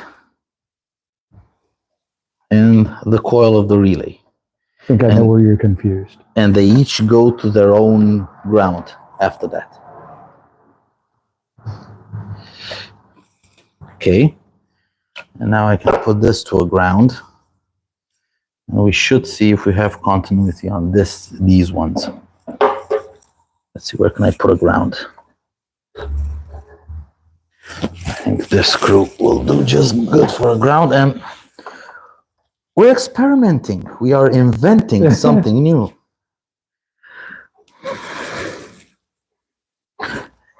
You know, I did say I tinker on my bikes. I didn't say I'm a good tinkerer. You didn't say you were going to fix anything. Oh, yeah. I said I'm going to try to do something. I'm not going to fix anything. I'm working on it. It doesn't mean I'm fixing it. It's two different things. Yeah. Where did the multimeter go? Oh. Well, I had one of those Max croissants earlier today. Oh. They're pretty good. Do you see the multimeter? You know that's a telephone. It was here. Not having your own workshop where everything has a specific place. This is basically what I go through every time I do work on my stuff. Where did I put that? Oh, there it is. Because I put them wherever. Yeah. And so continuity. Yeah, even at my Black and red, we should have black and blue, we should have continuity now because it's off. Black and blue, yeah. And then red and blue should have continuity. Nothing now. Now it does, except the coil is sipping too much power. well, you only have it on the one brown, right? What's the other brown doing that was going? I think it's going to the other side. think. Right, so the coil, this circuit doesn't have enough power on it to power the coil. Oh, wait, I'm an idiot. Hold on. How is this light supposed to have power? When you plug it in? Oh, yeah. Genius. So again, take two, quickly. Let's do another take. So black and blue has turned on. Continuity, both lights are on. Magic, golden. I don't know what that all means, but I guess it's working.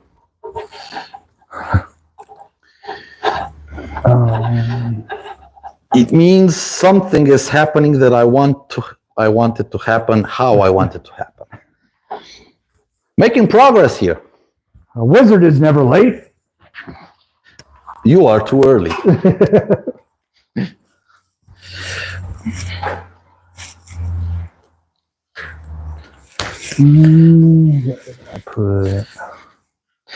This is for all the people that say, I'm just gonna watch a YouTube video and then I'm gonna do the valves on my motorcycle.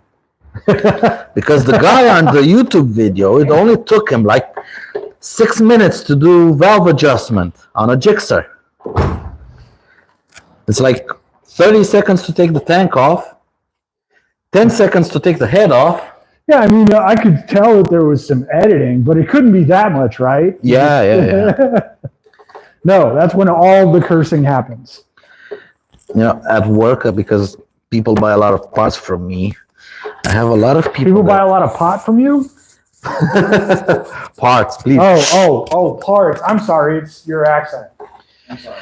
I see a lot of people just going like, yeah, I'm gonna fix it myself at home. You just bought a piston rings, a new cylinder, and a new crankshaft. Have you ever opened up a scooter engine? No. How hard can it be? I saw a video on YouTube. Right, crankshaft replacement. I mean, I could probably grant somebody a piston if they can figure out the rings, but a crankshaft, no, because you're splitting halves, no. Yeah. And I give them like the small box that the piston rings come in, and I ask them, do you know the order that these go on the piston? Don't you have the instructions inside?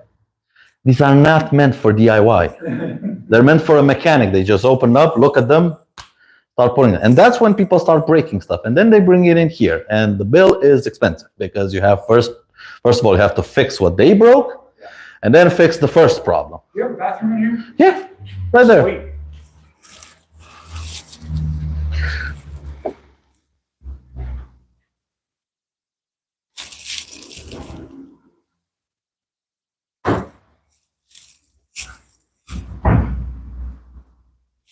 Okay.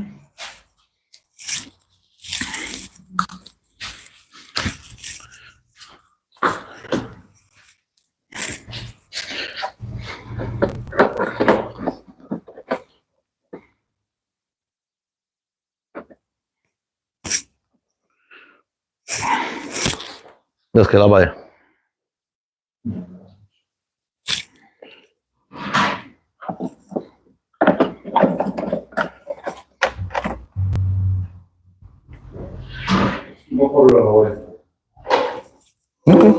Nu oricum nu-l foloseam.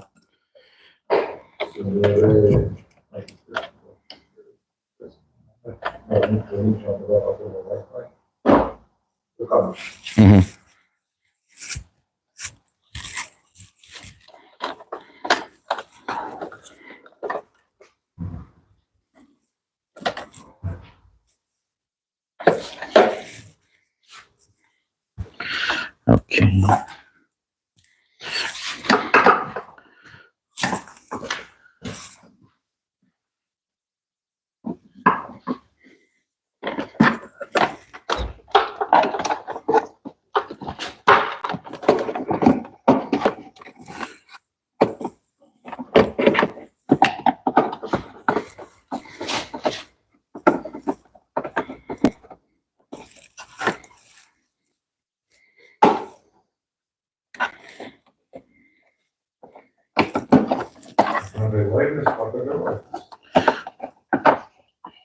De ultimele dăți n-a mai funcționat.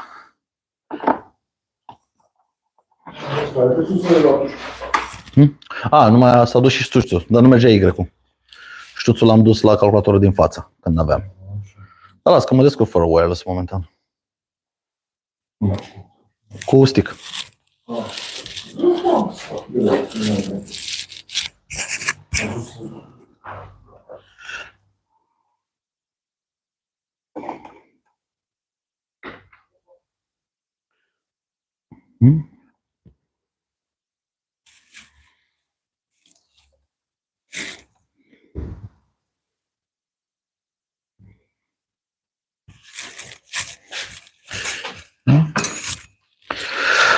So, what else is everyone? So, Dixon Labs, Donnie would be perfect for the 2025 Screw Cannonball. You could meet up with Quasi Motard and ride together. Yeah. That would be fun. We just need funding.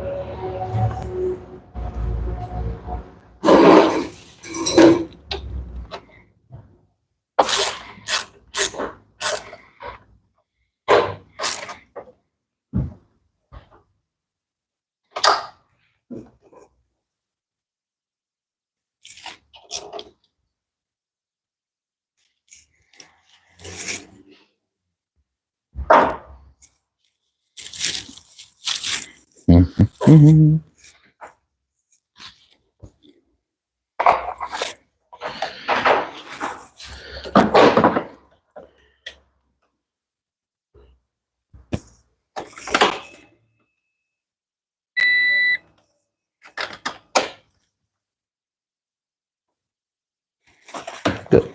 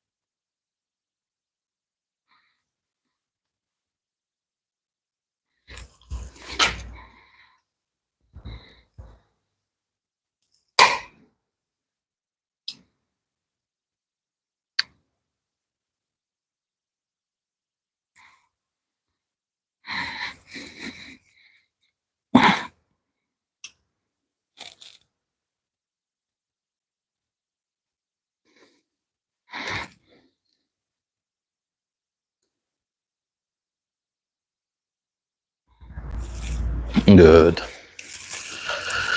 So these are crimped.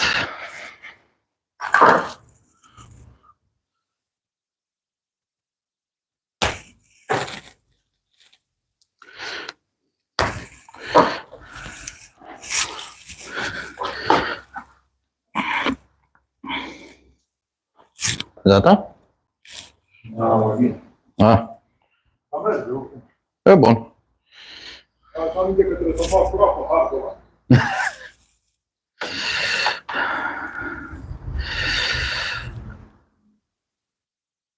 That's the fun part of owning a small business.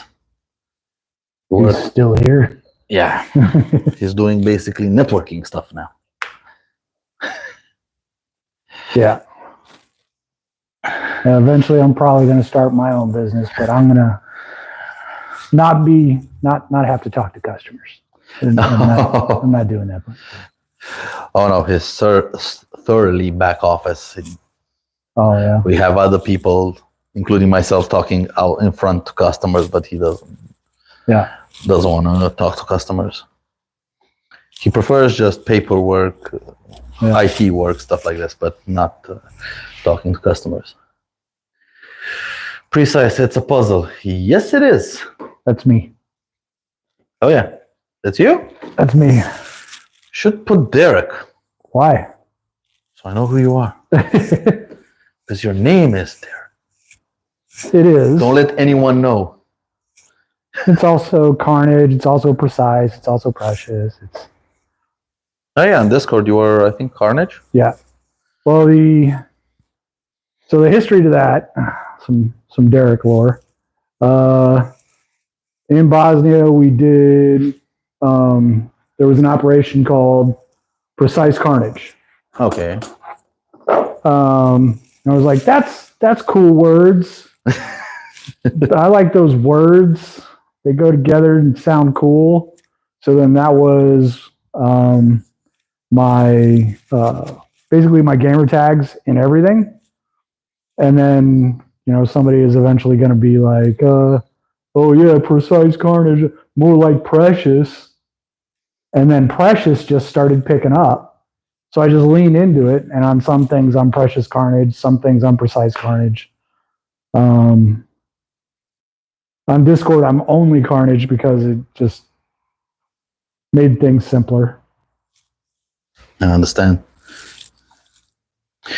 Okay, now I'm thinking. And on YouTube, I was Precise Carnage until they took that name from me on YouTube for whatever reason. That's weird. Now I think the actual title is Precise 3521 or random numbers or whatever. How am I supposed to do this? This going here, these going here. And then I want power going through this.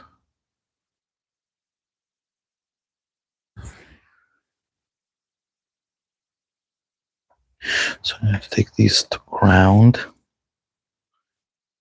This is the plus and this to ground.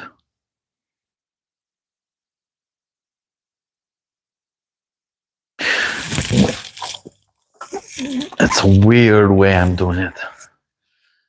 I would agree. But I'm not an electrician. I barely understand the principle, so I'm just going to make it work.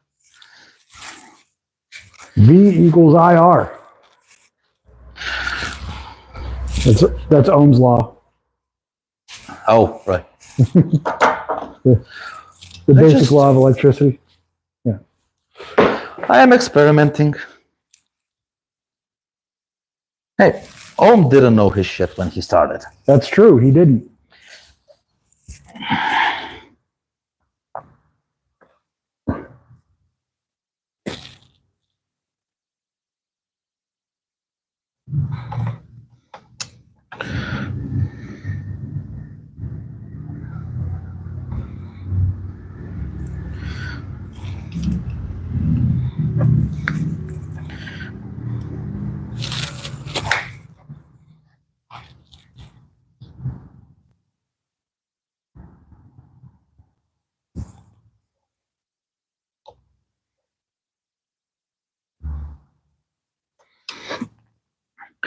I'm just thinking because I've never done this. So now I have two wires that are switched that have like continuity only at certain points. So I just connect basically the plus and minus to where?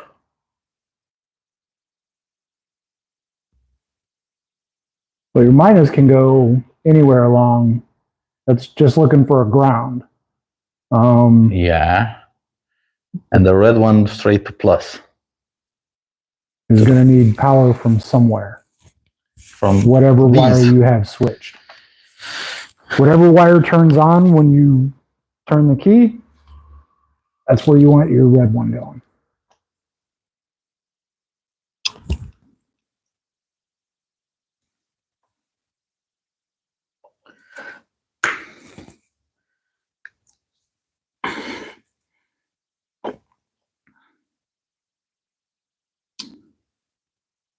Okay.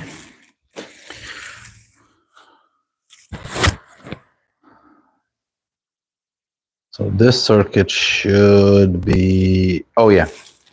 I was thinking like wait, the plus of the circuit and the minus of the circuit could go to the plus or minus in this, but then I was like thinking it's gonna have permanent power because it's connected to the back. Yeah, that's hot power. So I'm gonna take the plus here, go to the red, and the blue one just ground it out on the frame. That means that the circuit has to be close through the relay. Okay. I'm thinking. I'm gonna test it. Need one of these.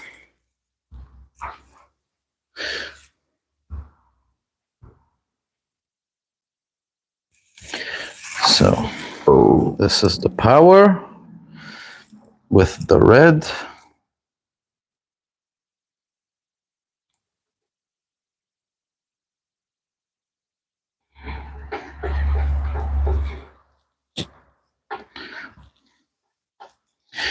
And then minus. Yeah, it can go here.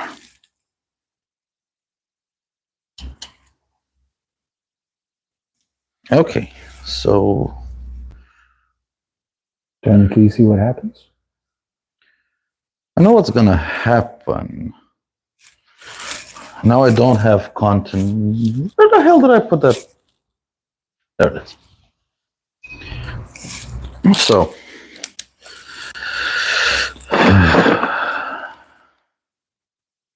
if I put this and this, they have power because it's already grounded.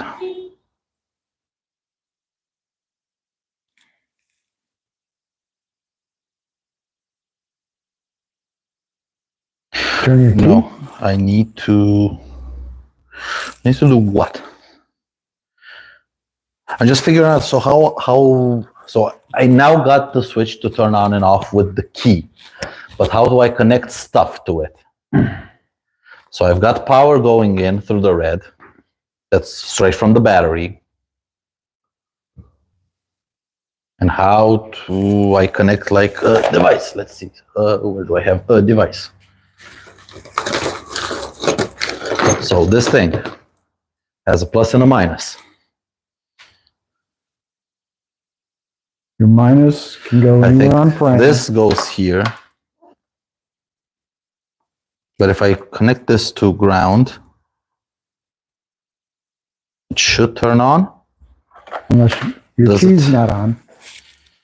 Do you want that to turn on when your key comes on? Yeah. So yeah, try it now.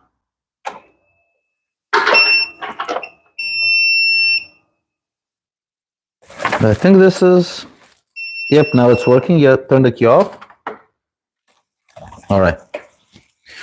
So basically this is the plus to all of the devices that I want to switch off when You turn the key off. the key off. So this doesn't go to ground. This is basically my plus to all of the devices. And then I ground these out. Yeah. To basically even ground on the wire. Particularly on a brake caliper. That'd be perfect. Yeah. Then people can say I have electrifying brakes. Those things even got an OBD2 connector. Neat. This thing has ABS. Oh yeah, but And that thing has traction control. yeah, but I didn't know it was going to come with OBD2. Oh yeah, it's OBD2. It's Euro 5. Full OBD2 spec, fuel injected, I don't know. sensors. I didn't know scooters were so sophisticated, right? Leave me alone. Here they are. I know in the States you still have, they're allowed to be carbureted. Correct. Here you can't get by, you can't respect Euro 5 with carbureted bikes. It's impossible. So everything now is fuel injected, even 50 cc. Yeah, it's only the stuff that got grandfathered in, like DRZ 400 or. I read about formerly, those. Now, if they change anything with them, they're basically gonna be unsellable. They're not gonna be allowed to be sold anymore. KLR 650 is still doing that because you can get them carbureted, but most of them are going fuel injection anyway. Yeah.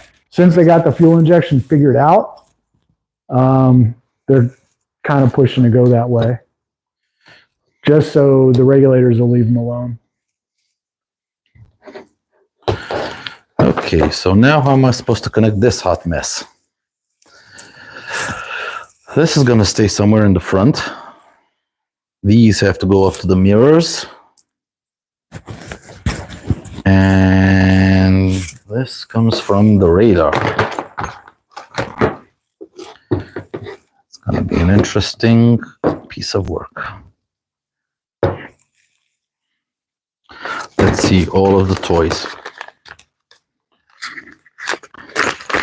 What do we have here?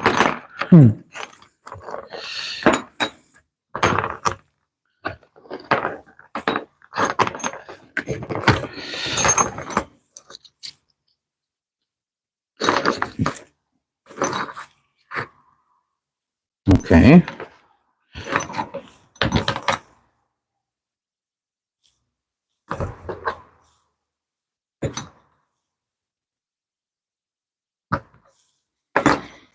So how exactly?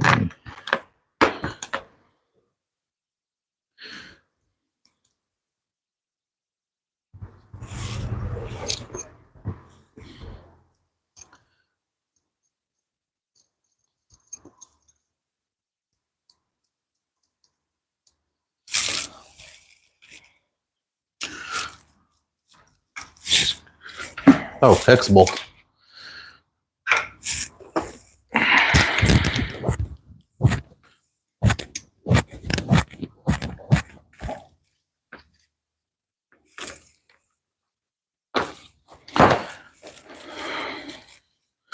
Now the fun part comes. How am I supposed to mount this to the back? Fun times in the back. Self-tapper.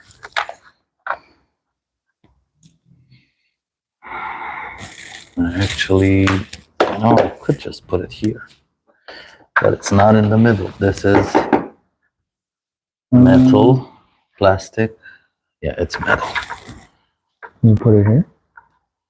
But then it But would be a that's top. straight in the top piece. Yeah. This is metal. This is. And I need Did you it. Oh yeah. just find a bolt with that thread or a Oh yeah. We nut have. with that thread and Yeah, we have a lot of those. good to go.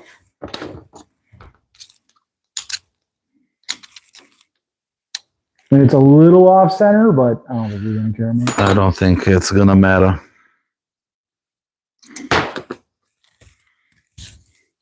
And I have the other bolt on the other side for the future rear-facing camera. There you go. So we need, where is that? Oh, I think I have one in my box. My box of goodies. Come on.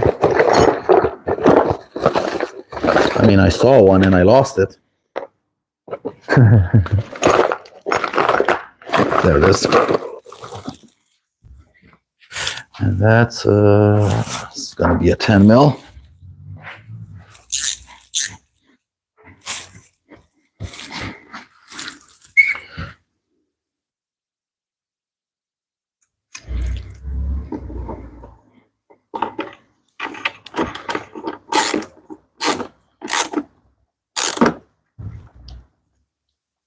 Well, that's tight.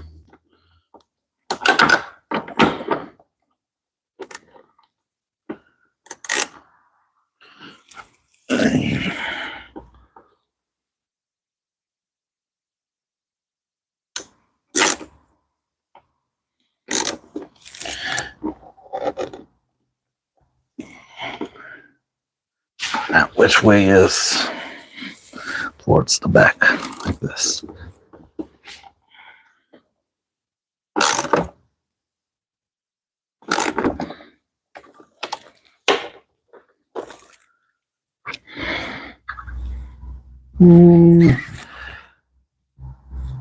Vibrations, you thinking? Do you have any better? Well, it is pressure mounted. Yeah. Actually, I think I have something else. A different kind of nut. As if we needed different kinds of nuts.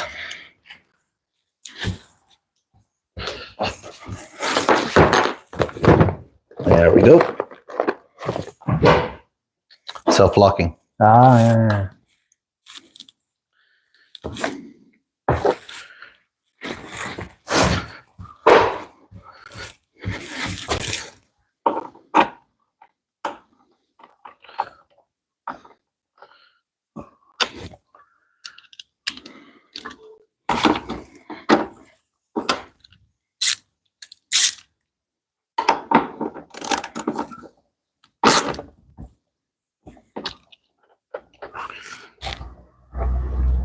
Yeah, I can feel the tip of it.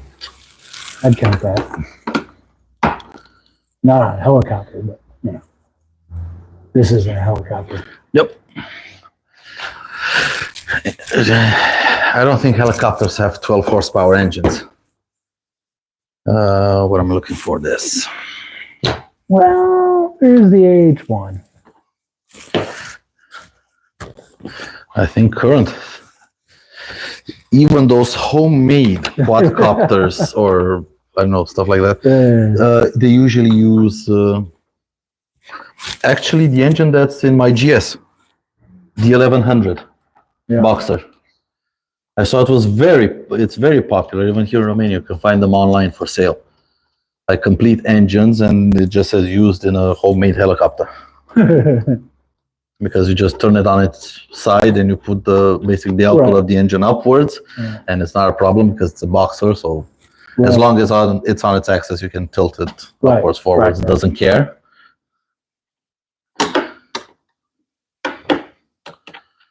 And plus, they're pretty dead simple and reliable. Fuel injected, so they're not affected by altitude. Okay. I think you're supposed to be at about 10 degrees.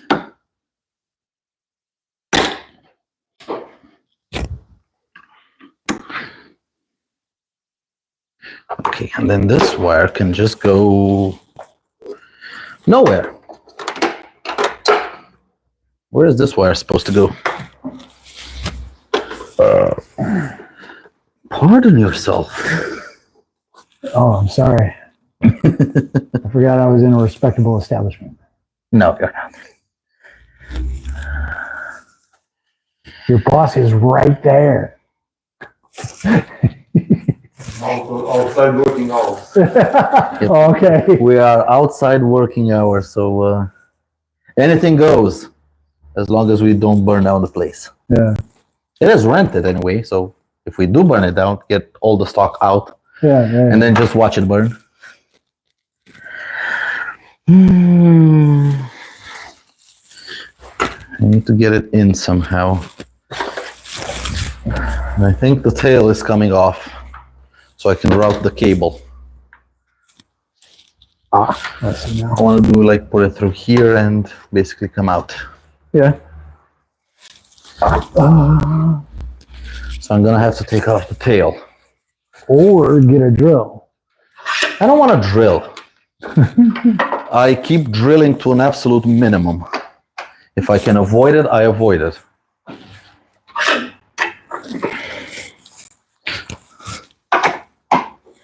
Yeah. Plus, there are just 3 bolts for this to come out. Yeah. It's that simple.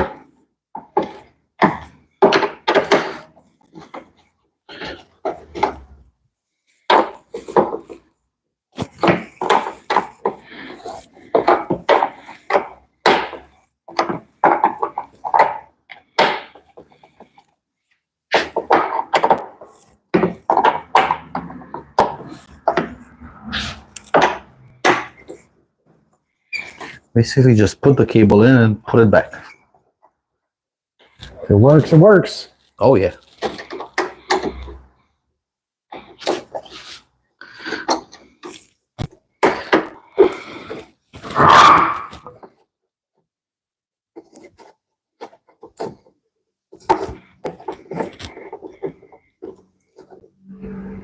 Two bolts here and the magic bolt.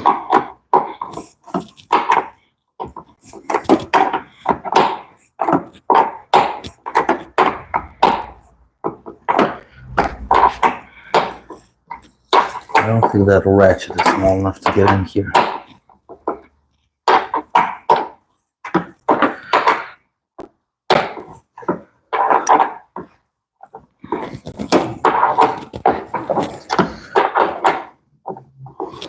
What I'm basically doing just for the hell of it.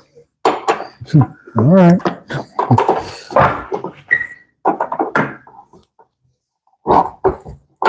No. Still half a thread left. There it goes. Here, I'll hold the box. Fold it up just a bit. Oh, it's just a little too big. That's what she said. No, it's not. You just tug on it a little bit. That's what I said. Yep, put it down.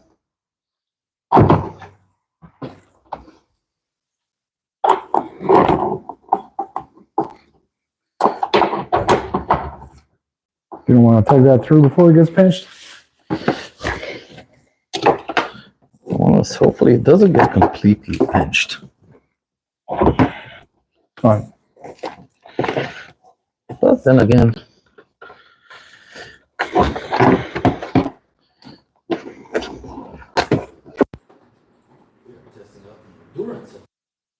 How product testing brought to you by Ride with Alex. yep.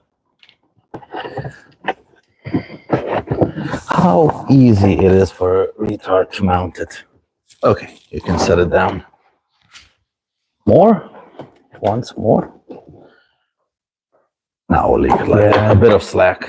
Yeah, I'd leave it like that. Otherwise, because that leaves a little bit of a perspiration drip, and it goes down onto this frame instead of Going inside. yeah. Both of these.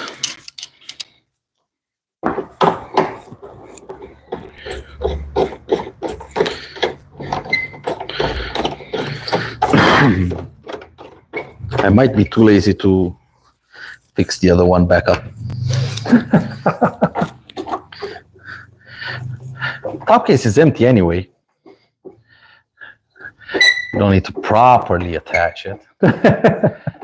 You'll get it later. You'll remember. For sure. I'll tighten it up tomorrow. And the next day, what am I supposed to do today? It doesn't matter. That doesn't. If it was important, I probably would have remembered.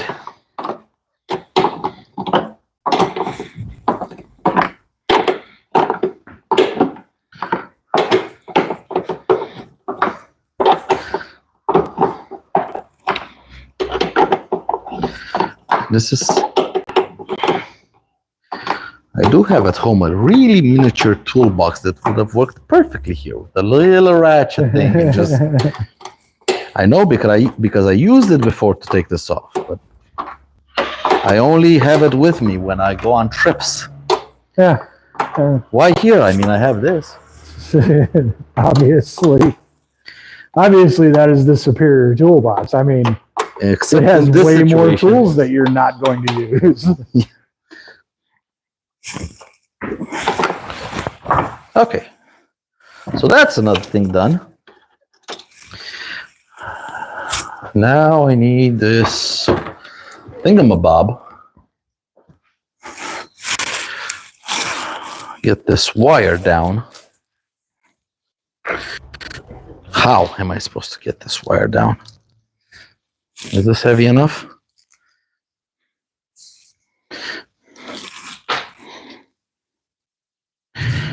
Okay.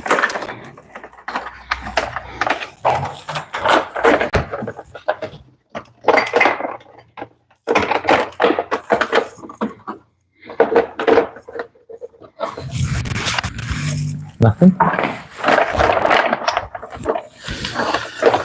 Come on, just fall down, fall down, fall down.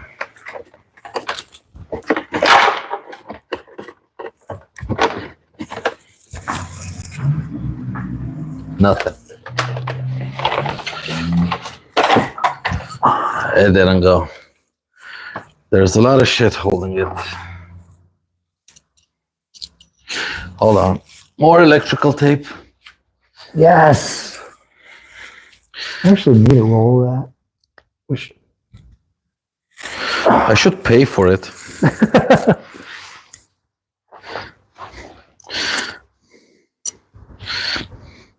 We'll just call it work benefits. Right. I gave myself a raise. One roll of electrical tape. Take that, boss. I'm sticking it to the man today. Oh, yeah.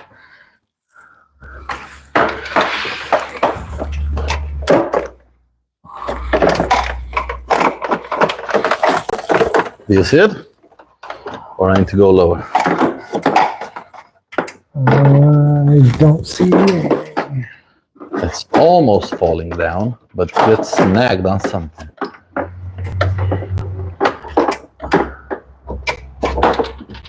Oh, it's all the way up here.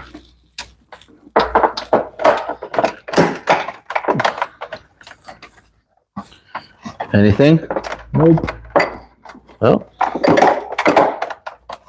Anything? Nope. How far down? Uh-oh.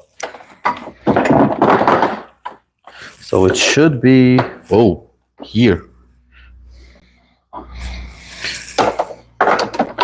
don't know if...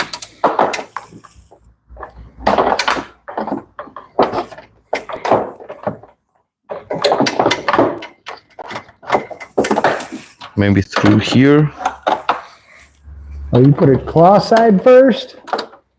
I'm trying to find a place where it would just go down to the bottom. There it is. Found a place. Okay. That's the hard part done. Okay. Then just feed it here. I'll let you do that. You know what would be very funny? If this cable didn't... It's supposed to go like on any motorcycle from the front to the back. Sure. Wow, they reach.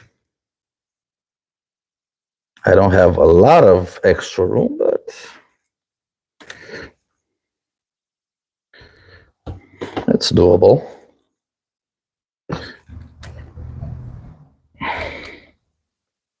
Okay. It goes behind here. This wire goes behind here. This wire goes behind here. Good. And then we have this stuff. YouTube friendly. PG. What the hell? I don't know. I can mount it to another bike's mirrors. So this is left. We need to go left. How? Oh, another harness. I can come up here and zip tie the wire. Hell yeah.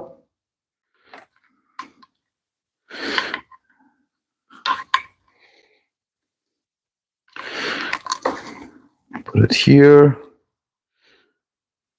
Yeah, this will work.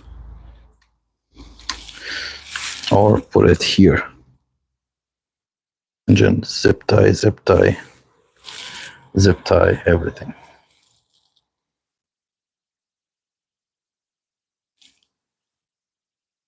Okay, so that's one. And the second one.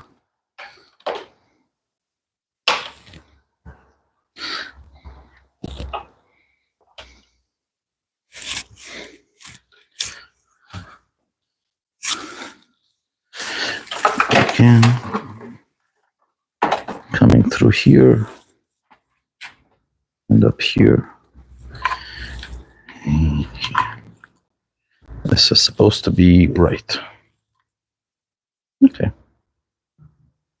And I do have double-sided tape. I do have something to clean.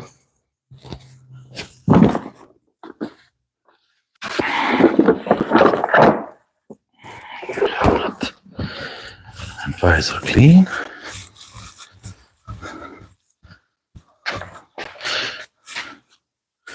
Then I'll have another fun part, trying to find indicator wire.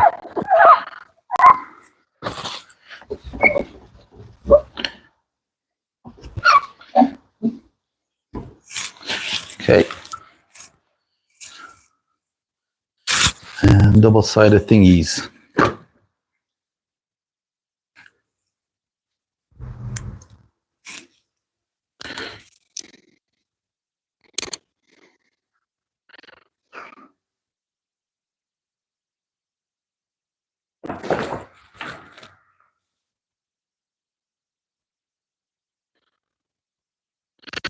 This thing is supposed to work actually quite good. I don't quite test it.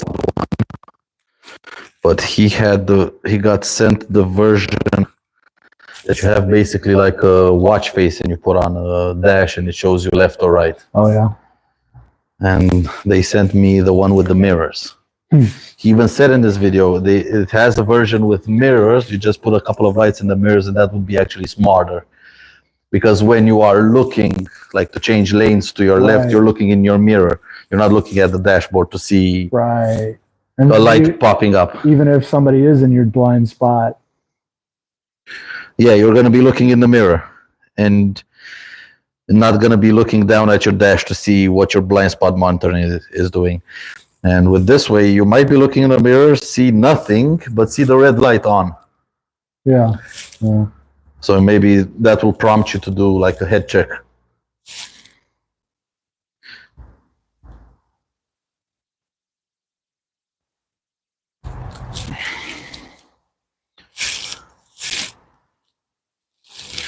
I don't know, what's burning? Oh, for fuck's sake. It's only slightly on fire. The positive was touching. Damn it.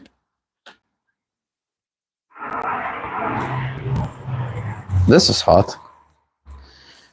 I need to isolate this. With electrical tape, maybe? Yeah, that would be an idea. Or somebody, or somewhere to just put it there. Is that grounded? Or no, that's plastic? No, that's plastic. Okay. It was touching the... Another check. Fuel pump works, lights work. Definitely still got smoke. I think it needs to cool off because this wire was really hot. That might be too much amperage for it to pull. It was basically kind of grinding out on the ABS pump, so it was full load. Yeah, all right. What I think is a smart thing to do, I've tested that wire, I have plus there. go ahead and disconnect it. And Yeah, that stop would trying be, to set things on fire. yeah, that would be like the intelligent thing to do. So I've tried it. I know I have power. That's good. While we're still messing around there. We can disconnect the battery like it says at the beginning of every freaking manual ever. Yeah, disconnect the battery. And I'm like, yeah, disconnected it once. It disconnects. So I connected it back.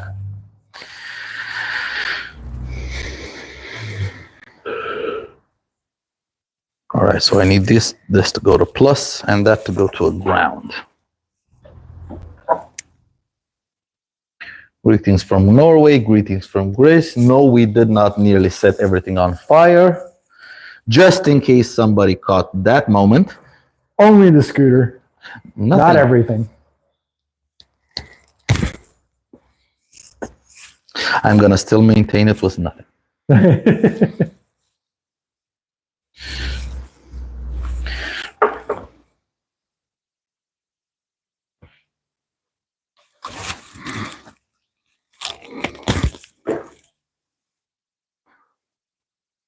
Thing is, if I do it decently now and anything stuff is secured and not grounding out and anything, I'm not gonna be opening that anytime soon. So once and done and Right. like done with it. All right, so now this is from this to, man, this thing is hot.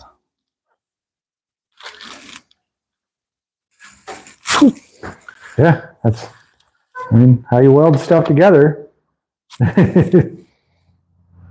So I need this and I need a plus, and also this thing needs a plus and a minus. Okay, I'm glad these come with these. Let's see. Got another bolt here.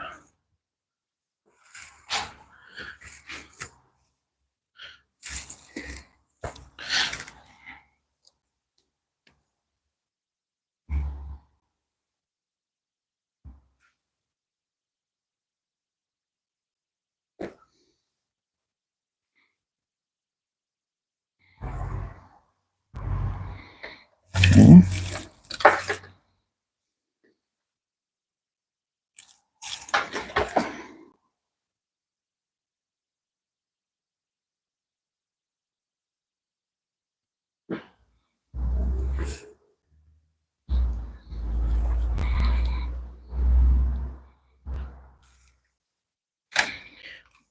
I wonder how long that was touching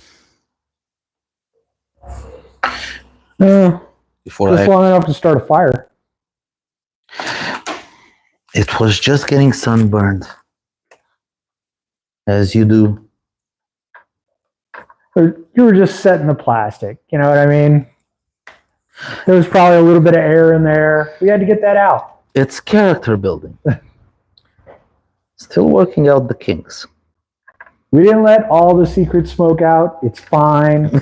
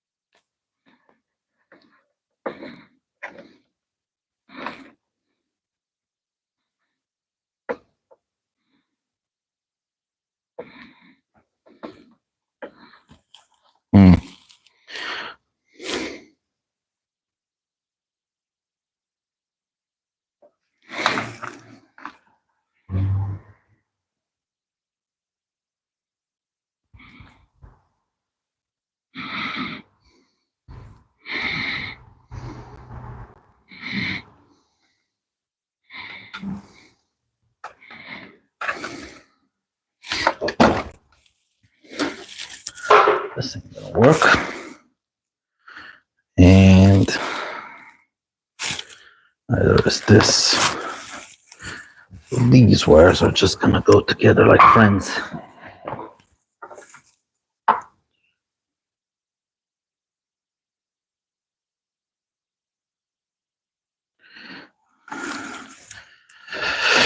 And then just cut this.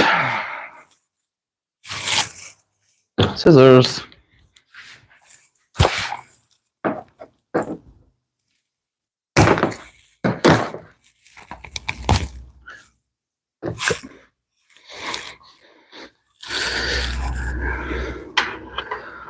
Let these join in the party.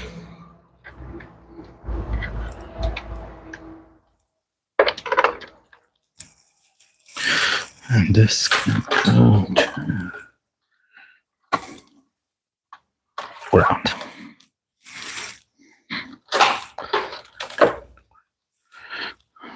Patrick asks, why not use power via the rear, much shorter than the front light?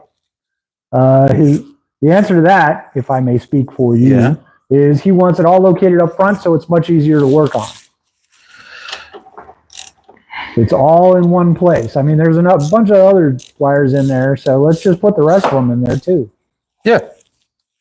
Just put some extra wires in here. Plus, And not mess up. almost all of the accessories that he's trying to wire up right now are all on this dash. So he's got, his GPS and his, I guess, is a compass. I don't know, his heated grips, vibrating seat. Well, I mean, tell him about that one. Well, that's how you feel like you're on a Harley, is you vibrate the seat. Or, I mean, maybe your wife is into it. I don't know. I'm not in your life like that. This does vibrate quite a little bit. But yeah, that's a why, little bit. That's why he's trying to wire everything up front, is because most of the stuff that he's wiring is going to be up front. The only cables that are running to the back are going to be for his radar and then the actual power from battery. Why didn't I just connect this? Eventually, he's going to put a rear-facing camera back there too, but that's going to be another day's pain. For now, this is just enough pain. I should check my phone that it still has some battery juice in it. Yeah, I had to charge mine a couple of times. Actually, I'm just going to change the battery. How about I don't check the phone and I put in a fresh battery, because then I know for sure I'll have another at least 1 or 2 hours.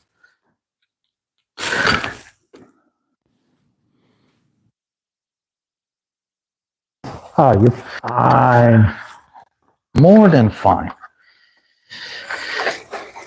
Okay, so what is these are connected, they're to ground. I also want, where's the other thing? You connect the thing to the thing and you plug the thing in the thing. Hashtag Balkan wiring. You know what? I'm just gonna push everything. Put the panel on and be done with it. And it'll only slightly be on wire. No, because I'm gonna use electrical tape on it. Oh, okay. All right. Okay. Moment of truth. Connect this back up.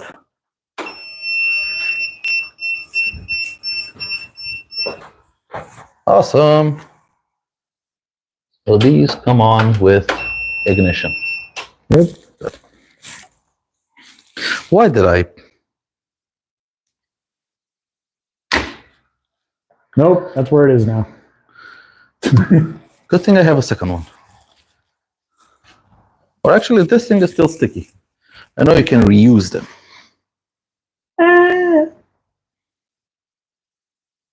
This 3M stuff, I've reattached GoPros with it, and they stuck to the helmets.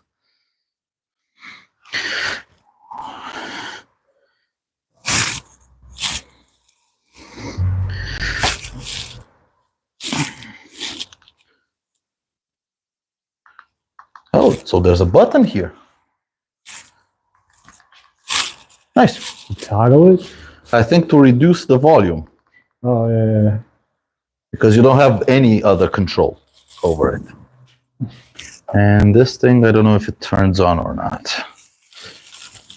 Makes a light or anything. I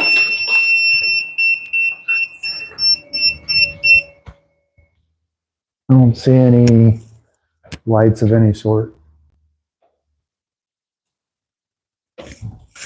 You know what?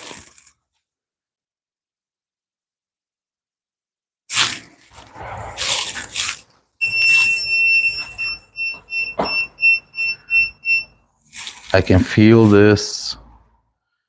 I don't know if it's heating up. No. I wasn't making the connection properly because the voltage started to drain and I could hear fuzzing, but my hand wasn't properly. Yeah. It's weird how that works. Yeah. If it's not properly, just a hair above, you start feeling heat. But yeah, second time around was good. All right. Now what do we need? We need to splice this into indicator wires. I have the indicators right up here.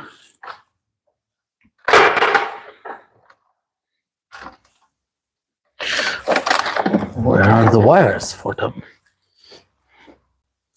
Let's take them one at a time.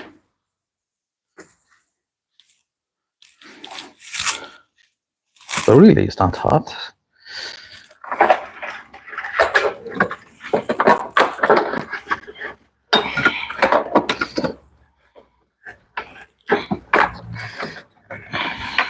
There we go.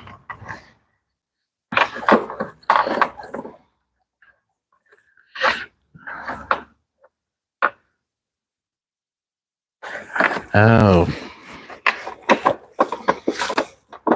Really? What came out? Seriously? I guess that's one way of doing it. What are you breaking now? Nothing. Okay. The bulb came out. Didn't necessarily want to take the bulb out, but it did.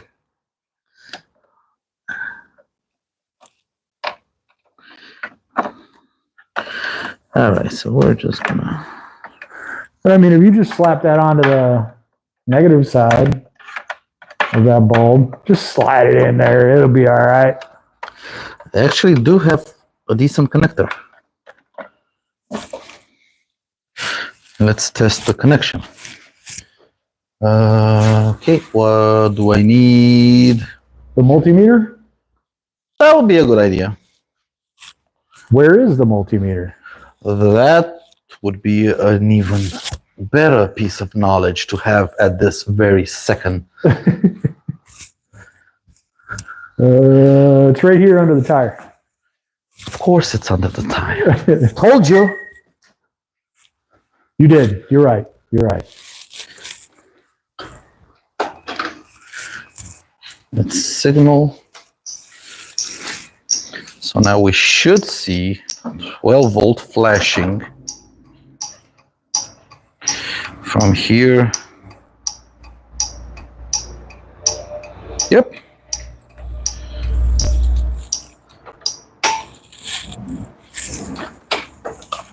So that made a good connection. Now I just have to put the bulb back in and repeat it for the other side. And how exactly am I supposed to break on through to the other side? Yep.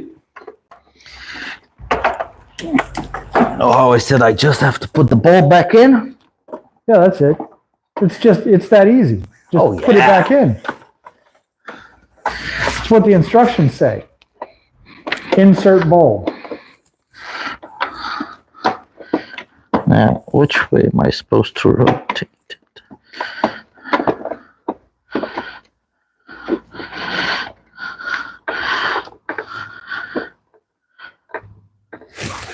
Somehow I did it. All right. And the blue wire is connected to do something. Okay. Now I need the other wire. Where is it? Where is it going?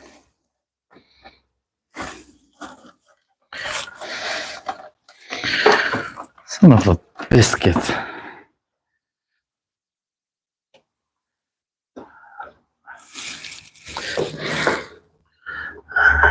Rotate it where? On this side.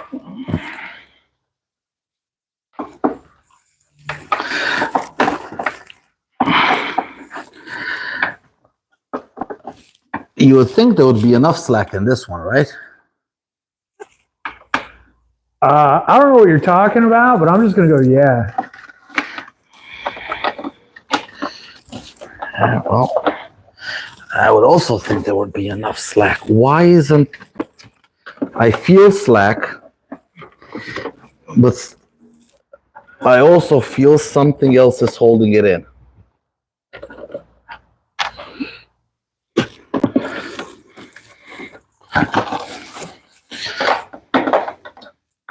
Hey, chat, one of Alex's license plates has the number 69 in it. Nice. That's actually a happy accident. I put the license plate of my Scoot to be basically SIM, which is the brand, Yeah. and the engine displacement. Oh, really? So it's 100 and this is 169 cc, and that is why I have 169, because it's a 169 cc. Interesting. I'm gonna do this the hard way.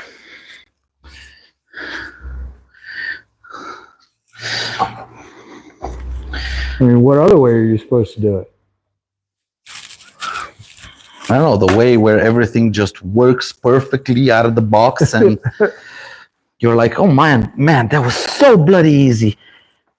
You can't believe some people take it to the workshop and let other people enjoy this pain. I don't know how I'm gonna do this.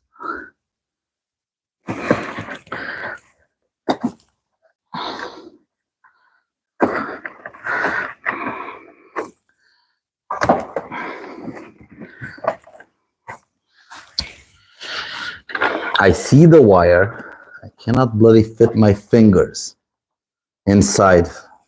Just tie it down. Why is it so bloody tight?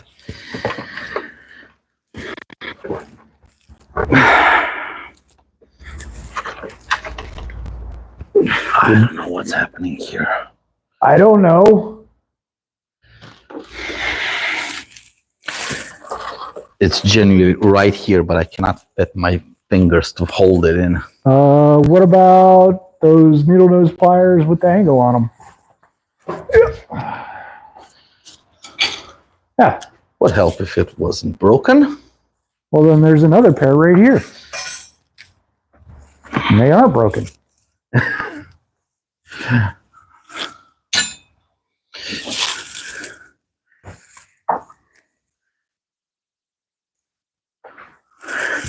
Yeah, Donnie is in full operation mode.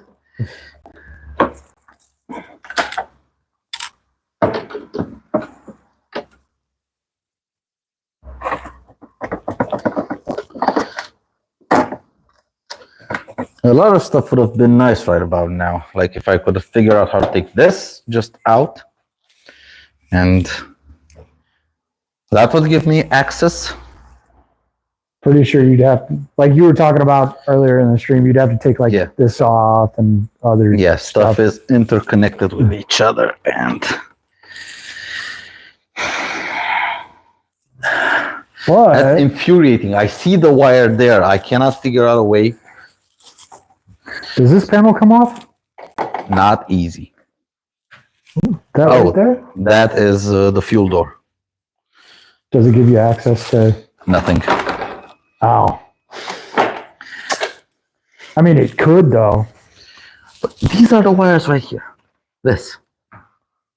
I just need to stick this in and then just screw it somehow.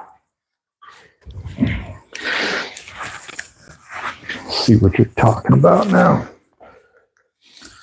This. Okay. This is supposed to be my spindle indicator, Okay. but I have no slack in them. This is as far as they go. And this just fits on it, and I screw the other part on. Where is the other part? Do you need the green one or the black one? I think it doesn't matter. You think it doesn't matter? Okay.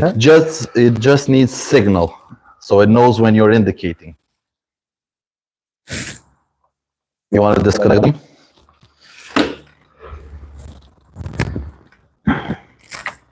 Trying to isolate. Inside there should be one of these like ball connectors plugs. Yeah. That's how they should be connected. They are. I just can't see which one I should really be yanking on. Like which one's outer and which one's inner.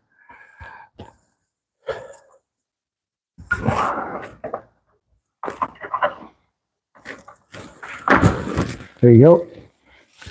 Okay. And now how many? Yeah, just leave it a little bit. I want to see what's happened.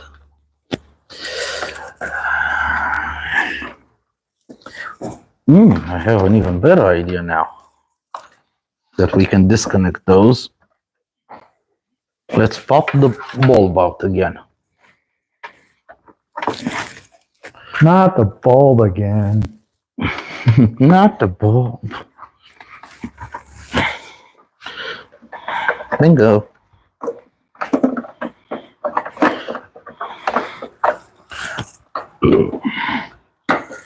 For the ladies that don't understand how mechanics have such good fingers, you have no idea.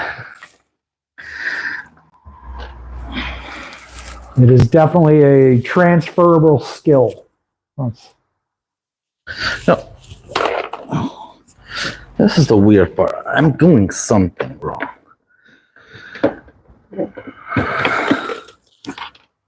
The bulb just won't budge out of there.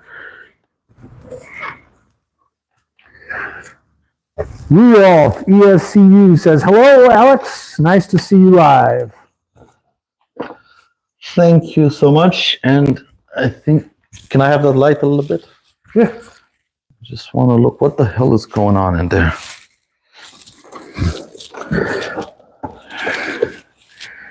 Because, oh, seriously? I mean, if I was joking, would it be funny? No.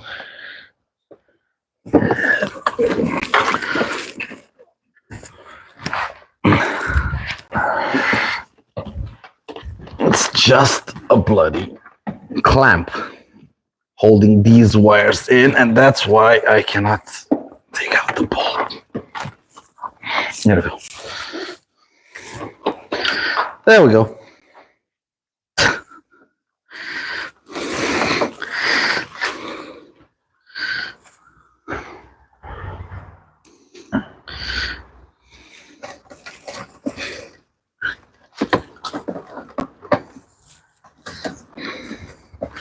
Okay, let's plug these back in.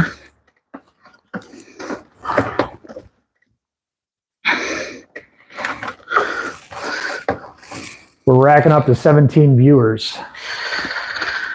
You know, live streams never have a lot of viewers, and with 10,000 subs. Yeah, they'll probably get views like later. Oh, yeah.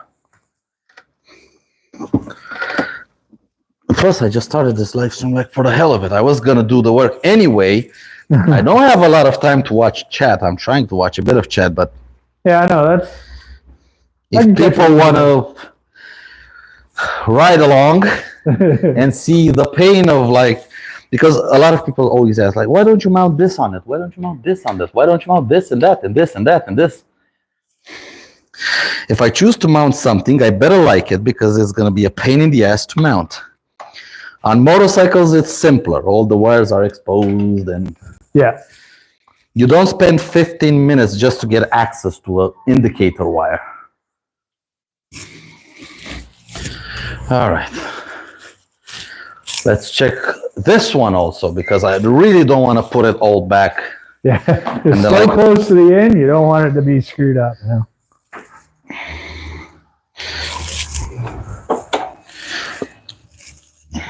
Indicate.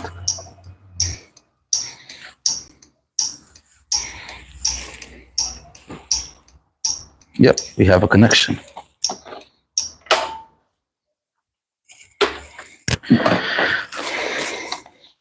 Now fit the bulb back in. That's another thing ticked off the list.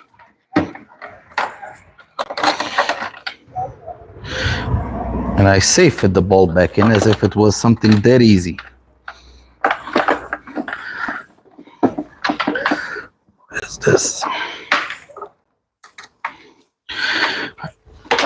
I really hope these bulbs never go out.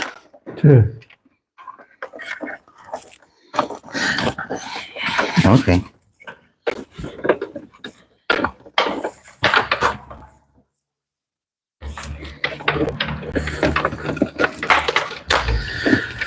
All right. And there.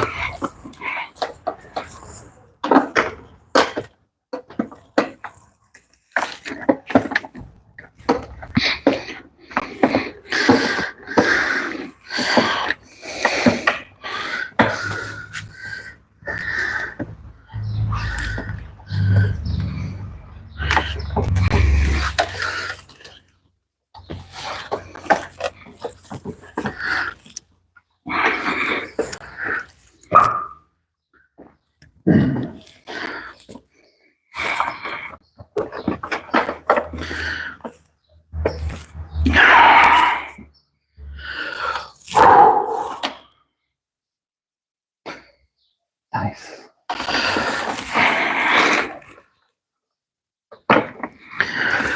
How did you work on your scooter with blood, sweat, and tears? Actual. Why was there blood involved working on your scooter?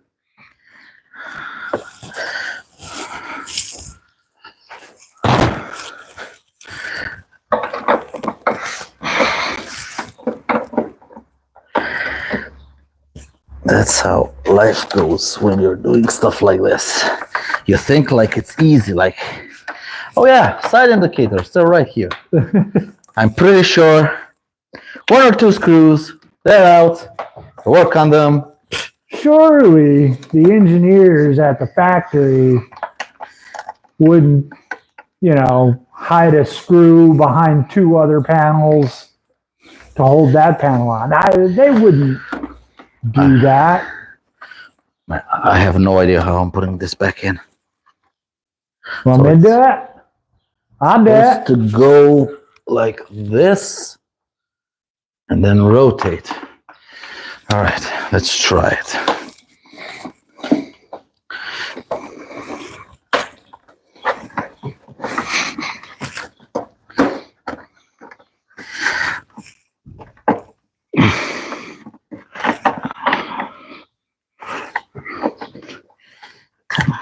Come on. We're almost 10. Why isn't it going in?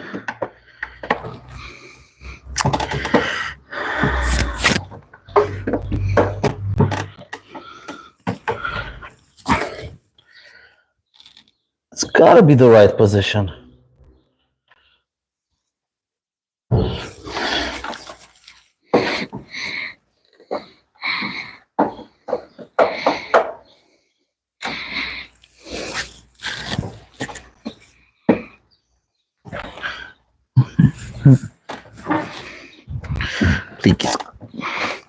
It's almost in.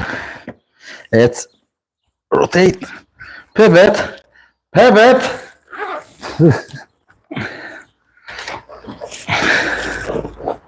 It's in. I need a break. Take a break, brother.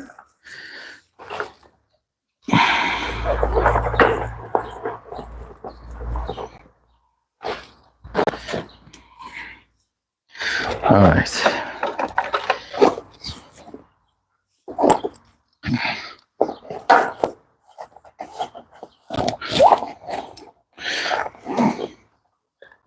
Okay, so this is another thing.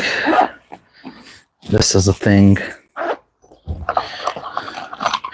What else I need to connect? The Kaiji. That needs to go to switched power.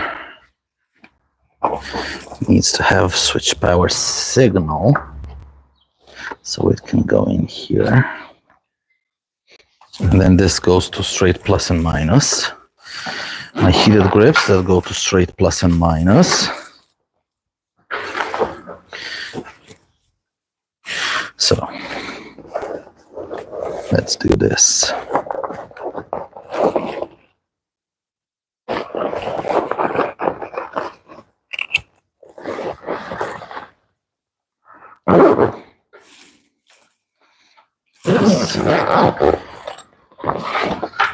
And plus.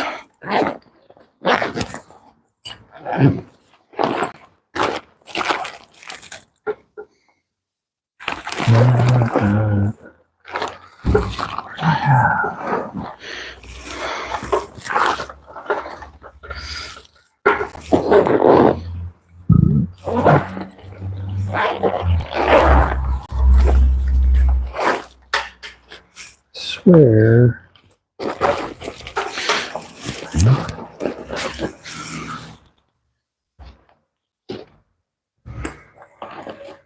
Right.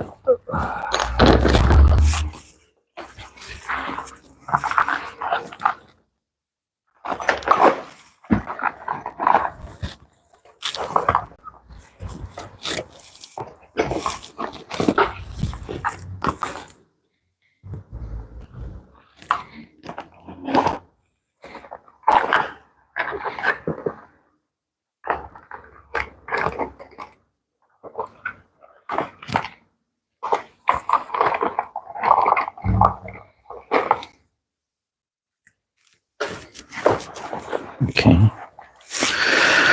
Let's give it another test ride.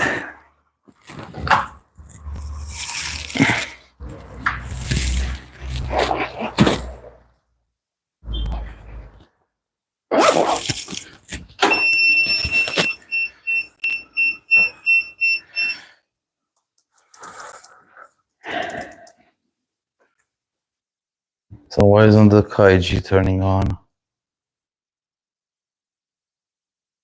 John J says, nice to see a live tutorial, Alex. It's more of I'm figuring it out as we go, not a tutorial. Oh, why isn't the Kaiji powering on? I don't know. Maybe It's not. this might be why it isn't powering on. I know what's wrong with it. Ain't got no gas in it. All right, second try. Heated grips work. Ignition, those fire up. That fires up.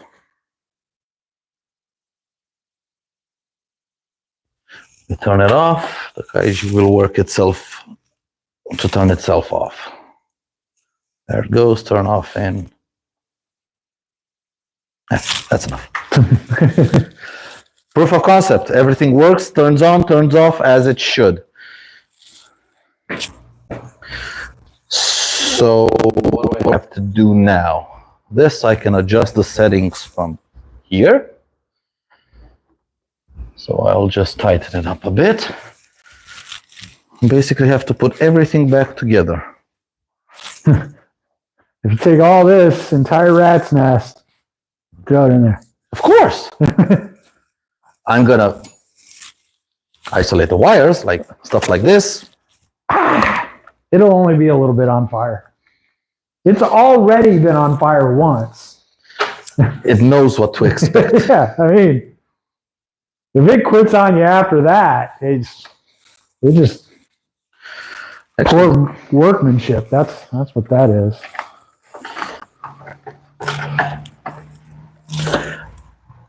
Ten-minute break. Yeah. I need some air.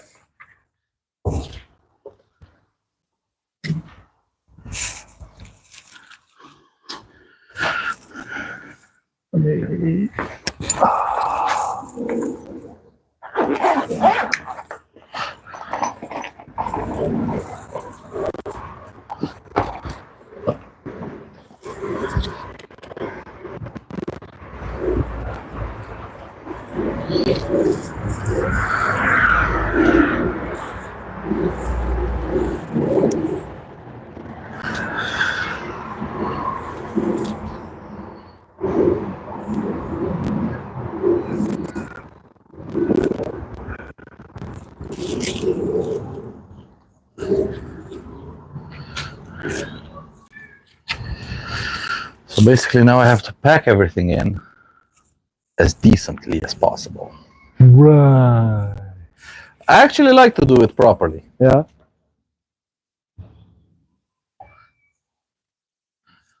Putting everything back together shouldn't be that difficult.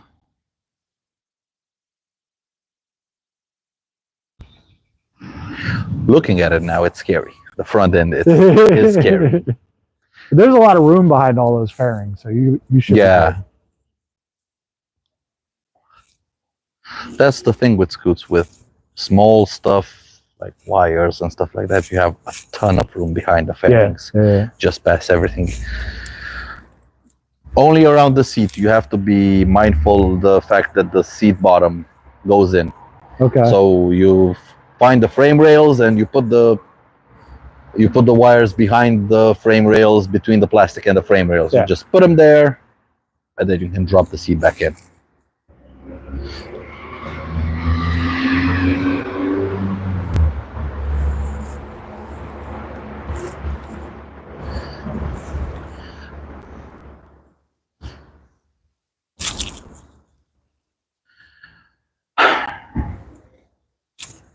So I started at maybe 4 o'clock. 3 hours. It's not bad. It's actually not bad. People have project bikes for years. Yeah. I happen to be one of those people. I feel attacked. The only problem is if I want a project bike, I have the BMW as a project bike to start Right. and take apart and not care that it's not running for years. Right. This thing has to take me home today. Wait, just you? Both of us. We'll put a helmet on your head and All right. I mean, Chew up on a scoot. that's normal. Here. That's normal here. A lot of places it is. Yeah. And it'll carry us. Me and my entire life on my back? I think we're gonna put the backpack on the floor. Yeah, it should fit in front of me on the floor. Okay. If and you say so. Oh yeah. It's your scooter, man. I've carried a bed on the back of the scooter. An actual bed. A bed frame with a mattress and everything. A single person bed that is able to contract to be just 1.5 meters wide. Hashtag Balkan life. Oh yeah. I was looking for one. I found one on basically our version of Craigslist. Yeah. And the guy said, like, I want it gone as soon as possible. And it was dirt cheap. I was like, I get off at work in 1 hour. I'm going to come and see it and pay for it. And when I went there, he was renovating his entire apartment. Yeah. And he said, can you, like, take it out? I'm on a scoot. But all right, let's do this. So we brought it downstairs. I took the top case off, put it on the back, on the top case rack and on the passenger side of the seat, tied it down, put the top case in the bed, tied it with nothing because I didn't have any more straps, Yeah. and just rode like that for about 4 or 5 kilometers till I got home. It was just like 4 or 5 kilometers. You shouldn't be. You'll get some people I'm still taking your picture. surprised. Yeah, people were watching, laughing. It's a pink bed. Yeah. Oh, good. So, yeah, what people were watching, laughing. I scoured Facebook for the next 2 days. Yeah. All the motorcycle groups and everything. Not one single picture. I was like, how did I fly under the radar with a bed on the back of my scooter, riding through a city with a pink bed on the back of my scooter? How the hell did I fly under the radar with that? Talk about waving the flag.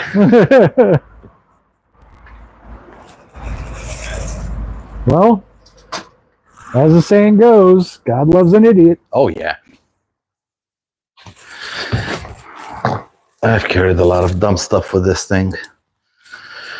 A bed, office chairs, one at a time.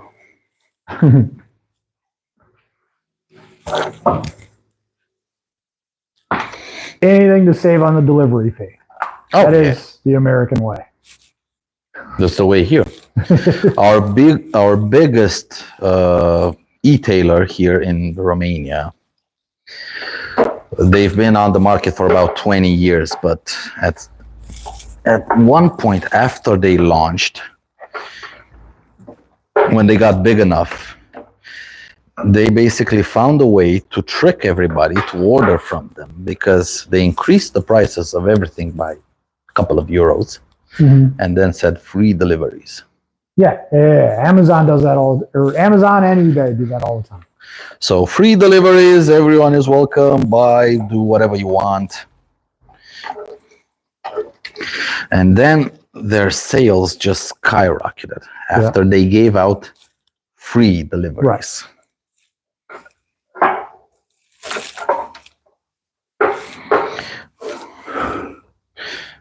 All right. Yeah, particularly eBay is really good about that. They'll mark down their price and then jack up, or they'll say free delivery and then jack up the price, or on the other end, so they get to the top of the results list, they'll lower the cost of the thing. Yeah. And then have like a $40 delivery fee.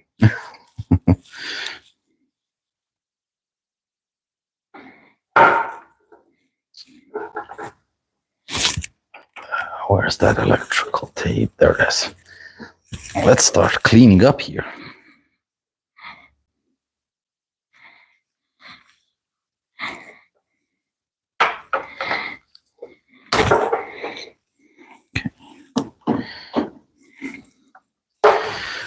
So these are all connected as they should be.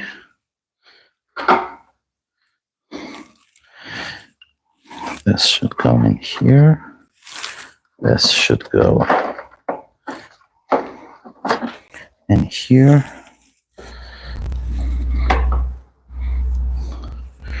All right.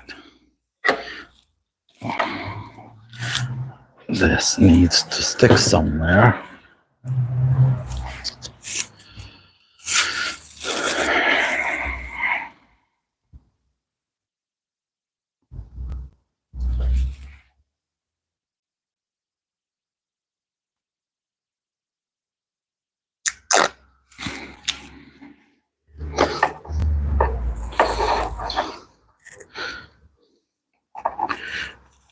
No, this won't work here. It will work here.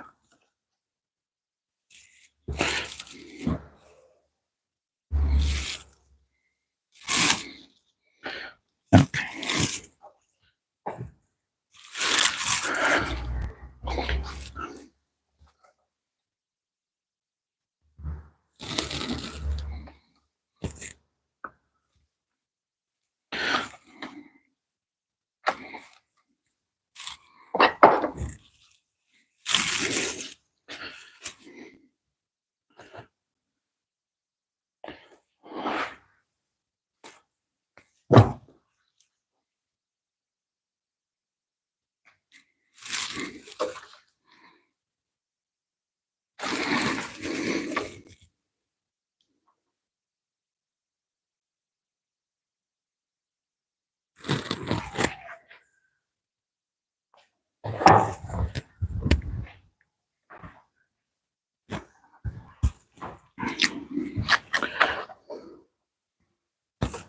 Okay.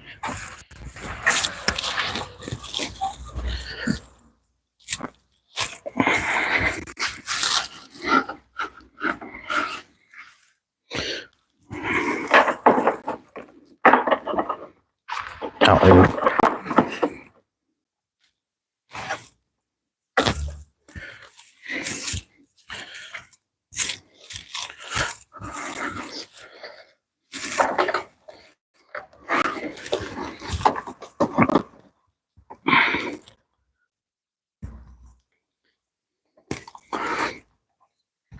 Edgar Vilman says, "Hi, Alex. Nice job." well, thank you, Edgar.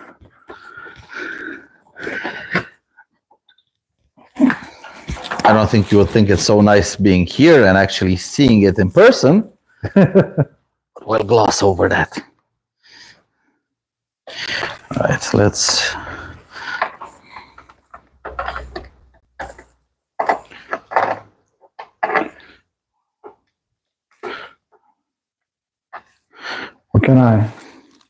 Can I get a closer shot? Is this just? Yeah. Yeah. See, because this is the actual mess that he's talking about, that he's cleaning up right now. Guys, this is not a tutorial. Always take your scoot to a proper electrician for electrical work. Do as I say, not as I do. I am not a professional. I am not responsible for any mess. If you make a mess, I am not responsible if you burn your scoot down. I am only responsible if I burn my scoot down, which is a probability. If you're not willing to void warranties, you should probably not do the work yourself. Oh, yeah.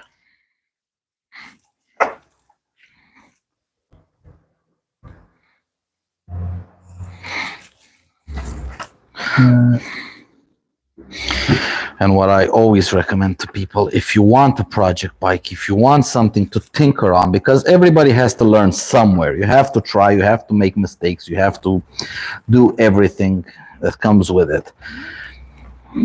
Buy a new scooter, a brand new one that's perfectly reliable, dead reliable.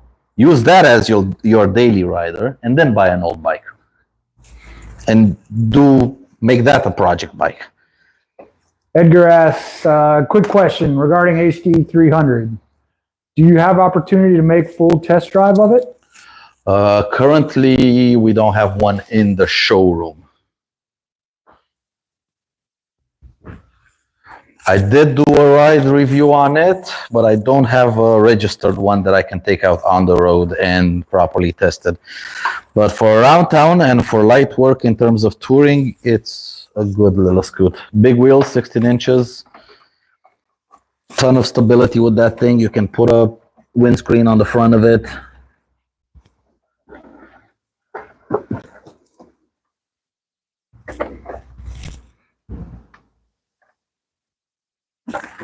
Okay. The boss is back. Quickly. Pretend you're working. Even off hours, we have to pretend we're working. It's like, I'm not paying you at this hour, but you better be working. If you're still here, you better be working. Not just hiding from your wife/girlfriend or whatever. Oh, yeah. Don't worry. Tomorrow, or maybe in a couple of days, his bike is coming in here. Right. And I get my grubby hands on it. What bike's that going to be? It's a QJ SRT 800. 800? Big adventure bike. I don't think QJ launched in the States yet, or in Qatar. Is that Quanzhong? Or did you just shorten it up? Ye Quanzhong numele? I don't know. They're basically, they say on the tank, QJ Motors. Oh. They make Benellis. They are the one that are actually producing Benellis. Okay. They are part of the same group, and basically the company that owns both of them has the design house for Benelli and then has QJ making their own bikes. Yeah. So the design house of Benelli just chooses a QJ bike, redresses it, and calls it a Benelli. So the reason I asked that is in Qatar, there is a company called Quanzhong, and they make cars. Oh. I don't know if it's the same. No, I don't think so.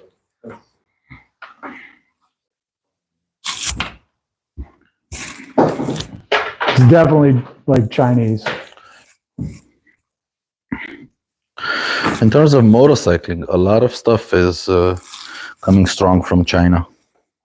I mean, that's good. Yeah. The big. It's a Zontes.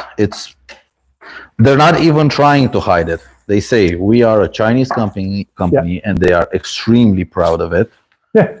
They say I mean, that, they tell you everything like this engine is developed by us in-house. It's not bought from anyone. The entire design is ours. It's not bought from anyone. Mhm. And you have basically a scoot with a 350cc engine with 37 horsepower. It can easily cruise the highway at 130 kilometers an hour, 135. I That's like saw 80, your- 85 miles an yeah, I hour. saw your review on it. Yeah. Electrically adjustable windshield, heated grips, nav, and everything. Yeah, yeah. 6,000 euros here. And we have the volume in Romania of motorcycles is small. So the price is actually a little bit higher than in countries like Greece, where there's a higher volume. Right. So that in the States with your taxes would be around $5,000, between 5 and 6 grand. It's not bad, actually. And it's a big two-person scooter with a ton of under-seat storage, extremely comfortable for long rides. Just looking at it, I'd say it's like the gold wing of scooters. Yeah, they went for that. Because it's got all the bells and whistles you're looking for. It's got a bunch of wind protection. It, of course, isn't going to have the same kind of power as a 1300cc. But the fact that it's geared so it can easily cruise at highway speed. Yeah, and it's $6 grand. If what you're saying is true, if how you price that out is true, that's really affordable to get somebody to and from wherever they're going. No, that thing you can basically tour the States and not be like, oh yeah, I'm touring on a little 125. Right. I'm not that. I mean, that thing would keep up on the highway with bigger bikes if they're going illegally. Right, right. Yeah, and I can't say that about my KLR. My KLR 650. Yeah, that's the thing. So your KLR has a 650 and can cruise at 55 comfortably. Yeah. And this thing can cruise 30 miles an hour faster. Right. Comfortably. Right. It tops out at nearly 100 miles an hour. Yeah. But half throttle, you're doing about 80, 85. In the States, all you're really going to need to do, even like in Texas, where the top speed limit on some of the highways is 80 miles an hour, you're still not really going to need to go more than 90. Yeah. There's just not a reason for it. All right. Another test. I'm not gonna plug this because I need to redo these connectors, but I'm gonna plug my. Trickle charger. Yeah, just in case I always keep it off. Did I lose my screwdriver? It was I'm gonna lose it. right in your pocket where you left it.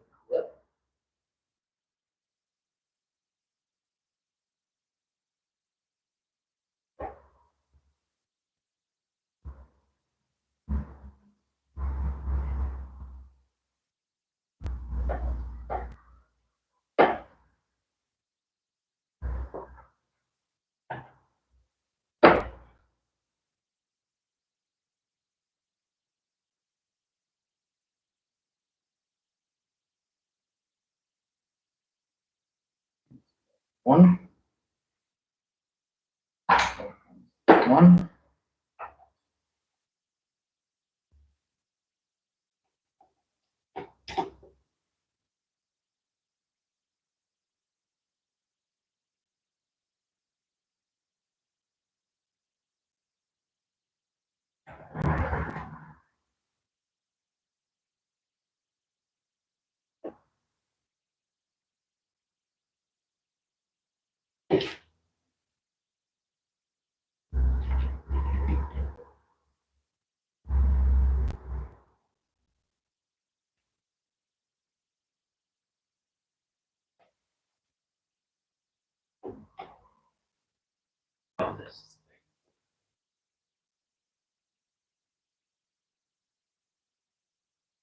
Tell me, cigarette butt. It's there. It's just going at an angle. There it goes. way around.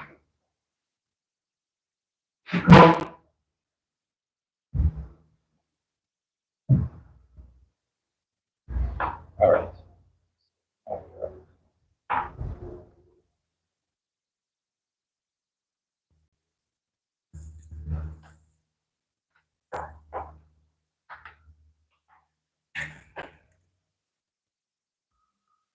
What the hell did I do?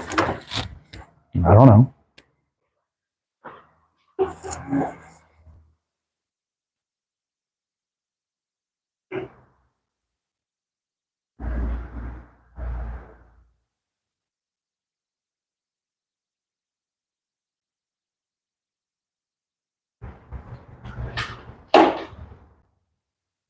This is here. This goes here.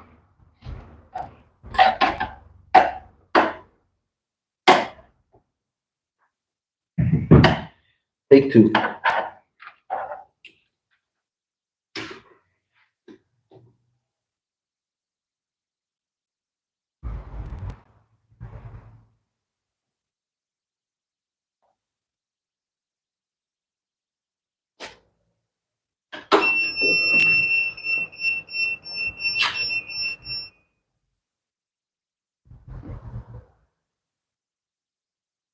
Okay, so everything is turning on.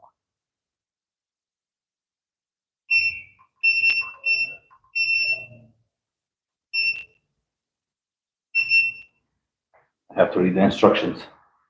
What do the buttons do and what do the beeps mean? Does grips work? Does it turn on?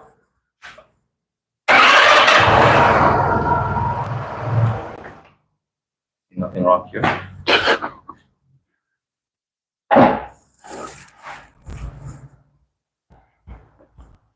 You should be a very good mechanic without having the slightest clue what the hell you're doing. I mean, I work on helicopters and I am an idiot. I'm guessing your bosses aren't watching this. No, they for sure aren't. But they also know I'm an idiot. No. I'm just a hard-working idiot. That's I show up on time every day and I bust my ass all day. That's how you stay employed. It's really that easy. You don't need to be good at it. Just be on time and put in the effort.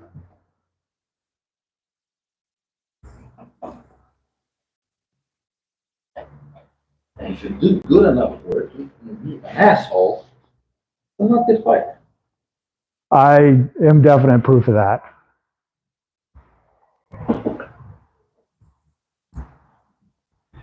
And that we hate him, but we know.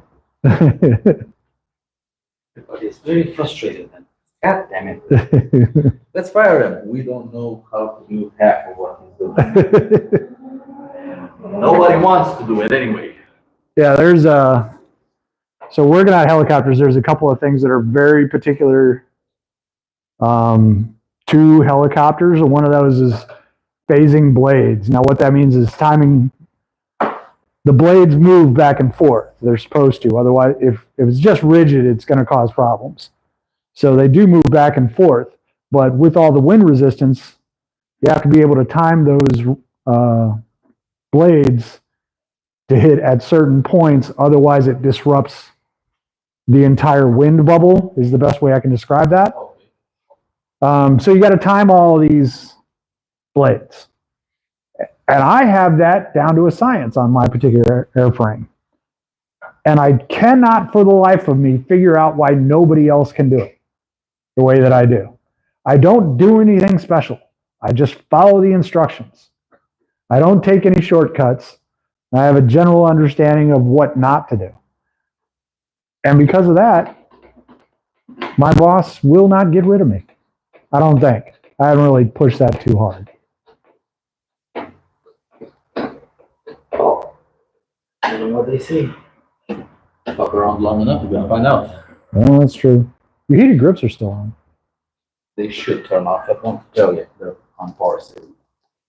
They are connected directly to the battery. They have a sensor in them that Oh, okay. detects voltage and vibrations. And if they don't feel any vibrations, they go to power saving, and 2 minutes later they turn off automatically. Oh, that's cool. What brand's that? Oxford. Oxford? Neat. You have them there. I'm You have sure we to do. Look for the V8 here. Yeah. That's the version 8. Now they're up to version 9. They even have a better one. Those are the ones that I have on the BMW. But they do basically the same thing. They just turn off. These are the hidden grips that we accept here if customers mount on their scooter. Right. Because they do not touch the electrical system of the scooter in any way, shape, or form. They just Right. connect Okay. the battery. Yeah, because my Aprilia, I can get some from the factory, but I don't want to. Even like $100. Yeah. It's going to be like $700 for the parts and then like another 120 for the install or something like that. With these, they should not complain anything about the warranty because you are just connecting them straight to battery. Yeah, they won't. You don't have to splice wires or do anything, and they will not drain your battery. They always turn off. I've been using this version for the past 4 years. Yeah. Never. So all I'd have to do if I had a warranty item for whatever reason, that's not going to be related at all. But then just remove it and then no questions asked. Yeah. Makes sense.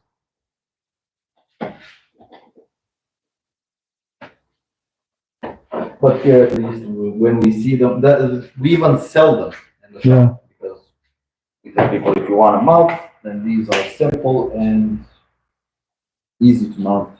Yeah. And they will not move. We will cover. Either you mount them with us or you mount them yourself. It's your own choice, but we're fine with it. Zip ties.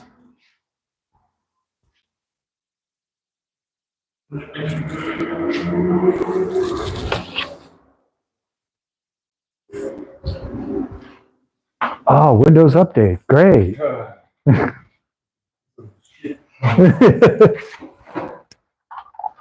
No PC and no data. So, because to be a room like this, Okay.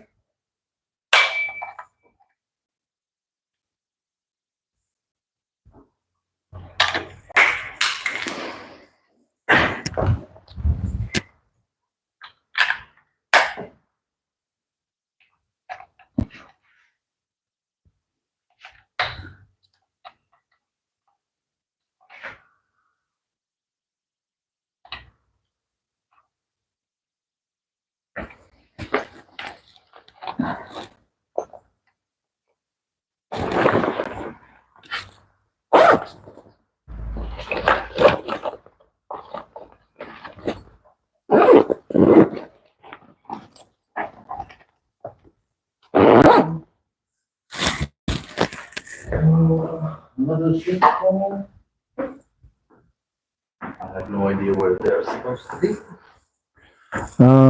You got some twist ties over here. There we go. Oh, that's nice. I'm gonna have more of them.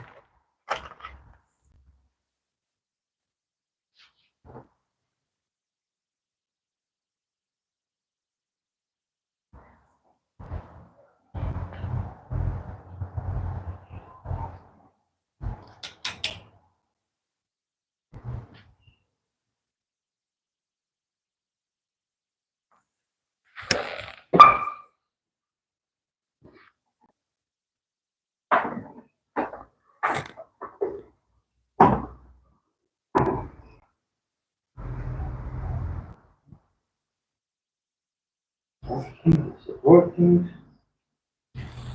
What else do I have to put on? The complete front.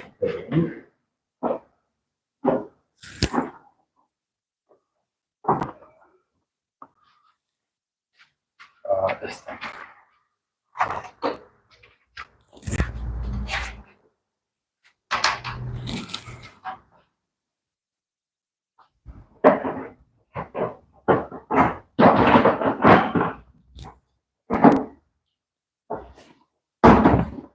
Should I put screws back in?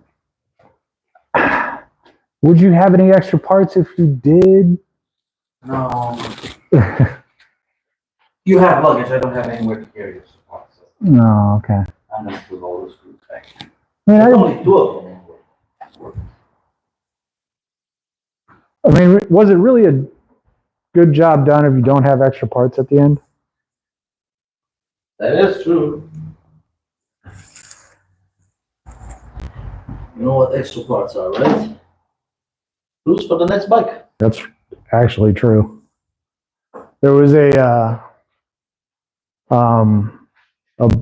motorcycle salvage yard. Basically, they handled only Japanese bikes, so Kawasaki, Yamaha, Honda, that sort of thing. But they'd tear bikes apart and then sell the parts. Yeah. But what ends up happening is you just have handfuls of 10 millimeter bolts and other stuff. So they just started throwing that all in a bag, taping it all up, charging $10 for it. And that's where the money is. And man, I picked up like 5 of those balls. And I've never been wanting for a screw since then. We came here every single last nut and bolt to get our hands on. We don't care. If it fell from something and you can't find where it's supposed to go, You will later. or you will need it on another bike. Yeah, that's probably true.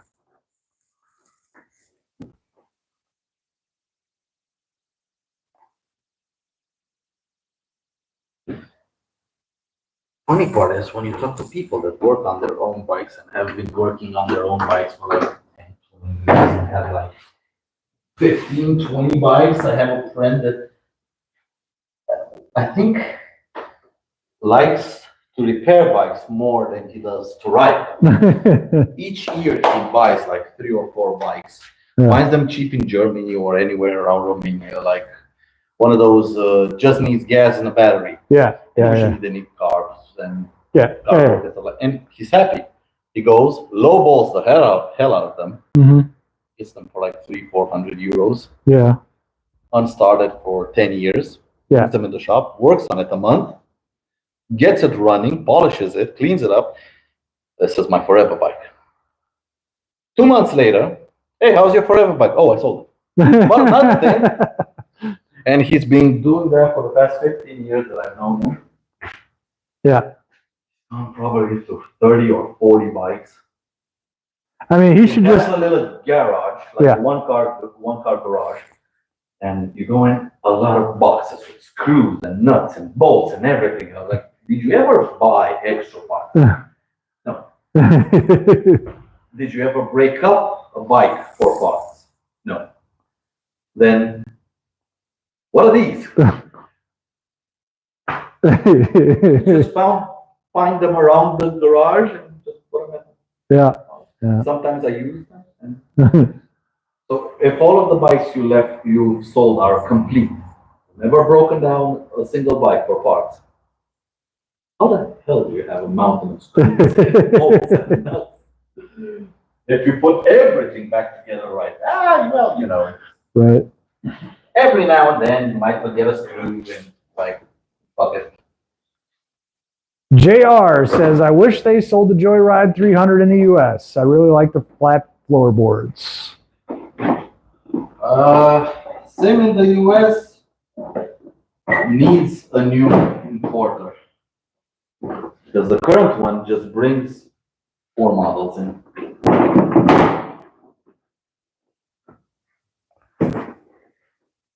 That made a crashing noise. Yeah. Sounds like it's broken? Perfect. Yep. Yes.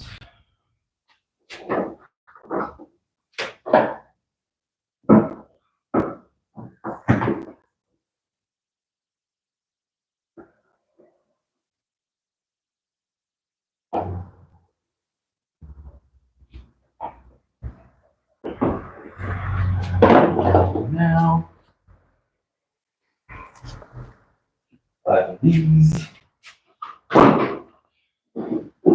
Hell yeah, brother. Raise hell, praise Dales for the troops.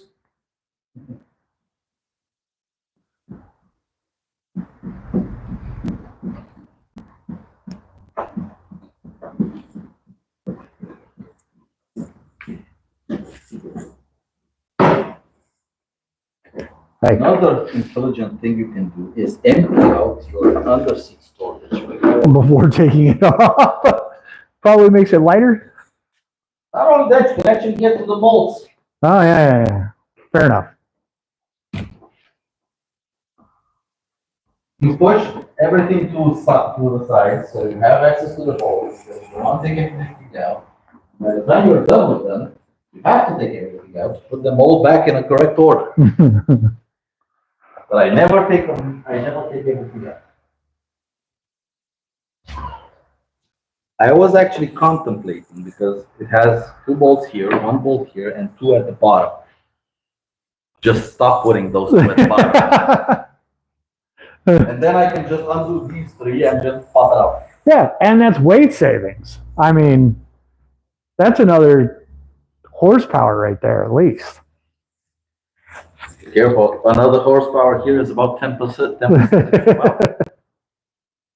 Don't joke around with that stuff.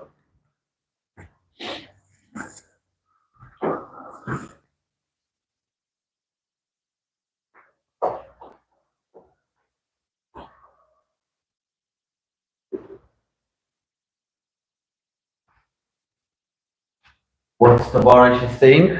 I am the warranty. True story. The thing is, I really want to learn as much as possible about working on this little thing because I plan even more wild and wacky trips. Like on that thing, I have no idea how to reverse it. Right. On the BMW, even if it's an older bike, again, I have no idea how to reverse it. Mhm. This thing, I've had it for 3 years and have taken it apart so many times. I don't know, you develop like a relationship with it, but you also start knowing when it's acting up, you're instantly thinking, it might be that thing. Yeah. Hey, remember that screw that I just kind of didn't put in there? Maybe I did need that. Like now, having worked on the front, I know if I ever smell burning, the first thing I do is lift up the seat. If I see smoke from up there, Just go ahead and lift up disconnect. the seat, disconnect that. Don't even bother about looking what's there. Right. First thing to do. Yeah.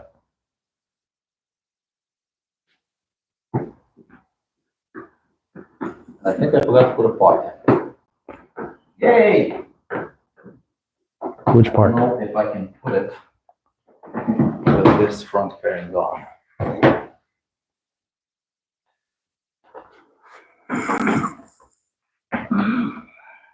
Not a chance.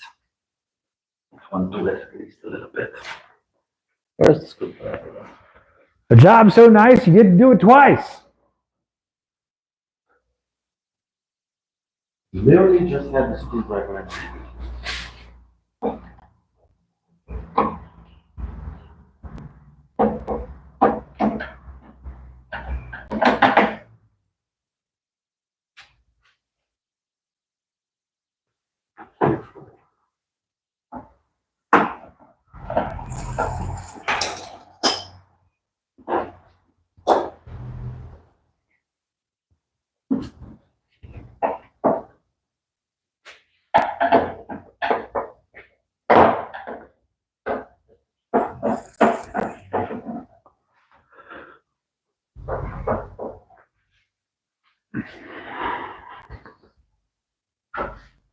It's painful. It's just one little thing. Yeah.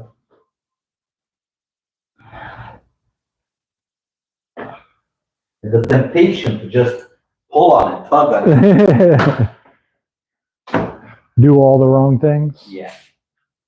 But then I'm gonna break a fairing, and this fairing has all my stickers on it, and I really don't want to break it.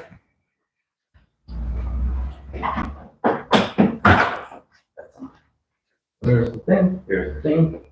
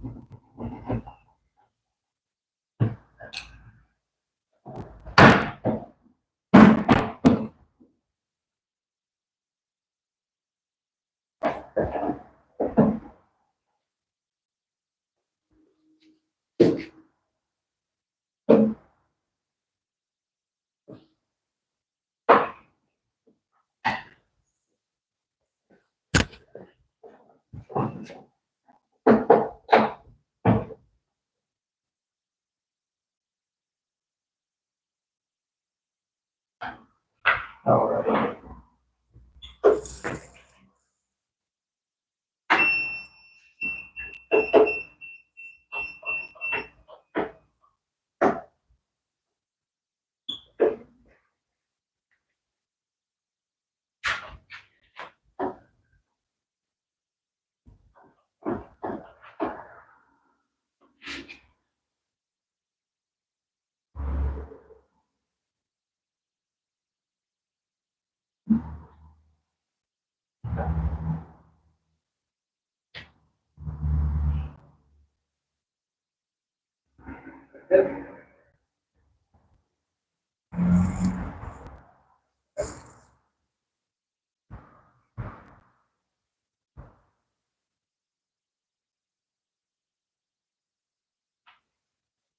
Should be good. Yeah, it's fine. Remember, that's the part you set on fire. Only a little bit.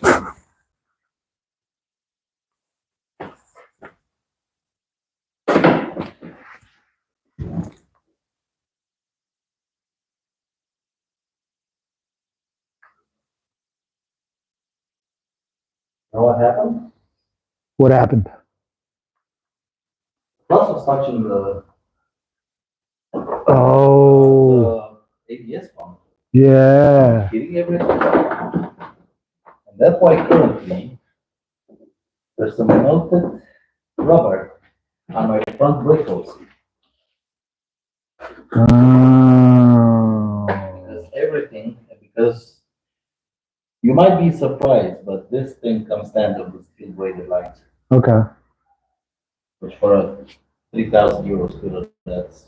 That's pretty high speed shit. I don't know why it has steel weighted. I'm happy it does now, considering what just happened. But yeah, Winan Etzebeth. Good video. I'll watch it. Something, something. I'll watch it more in stages. there's a lot of trying to do stuff and failing in this video, but then ultimately succeeding.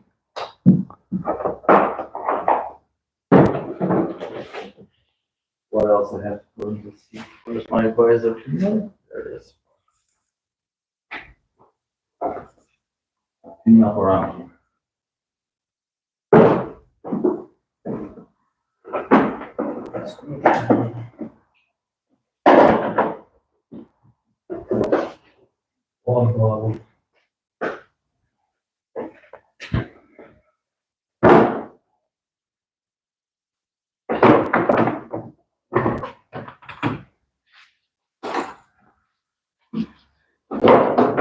Always clean up after yourself.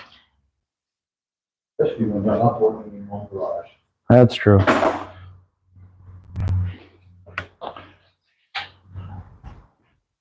Working in somebody else's place.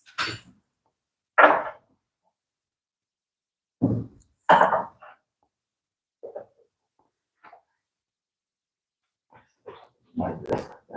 Office. Garbage, garbage. Garbage, garbage. Hey, I mean, it's true, but I don't like to hear it.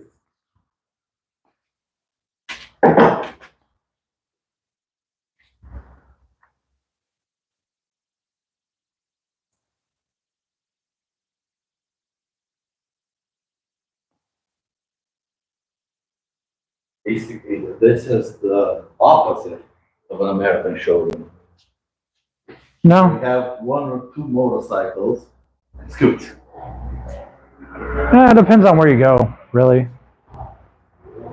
We go to a Harley dealer, they want Yeah. scooters. Well, they'll have one or two that they took on trade. You know, I love that about the States, taking on trade here. We here don't have a buyback system. Oh, really? It's very complicated. Well, you only sell new, right? Yeah. Well, that's why. Like I have birds on my Instagram and I Yeah. keep watching. They just take on trade anything, a boat, a trailer, or here we don't. We sometimes we help out the client. Like there's a scooter out there in the back. We didn't buy it back. The client left it here to like we can keep it here, and if somebody asks for that model, doesn't have a lot of money, we can basically show it. Yeah, and sell it So for we're them. selling it on his behalf. We didn't buy it back, so he didn't get any money from us, but we're helping him out because he's a local friend. Right, But that's as far as we go. right. You know, but they just doesn't matter. Motorcycle dealership, I have a boat. Bring it in. I know a guy that appraises boats. Bring it in. The problem is over there, I think even normal people, the mentality, they understand what a buyback is.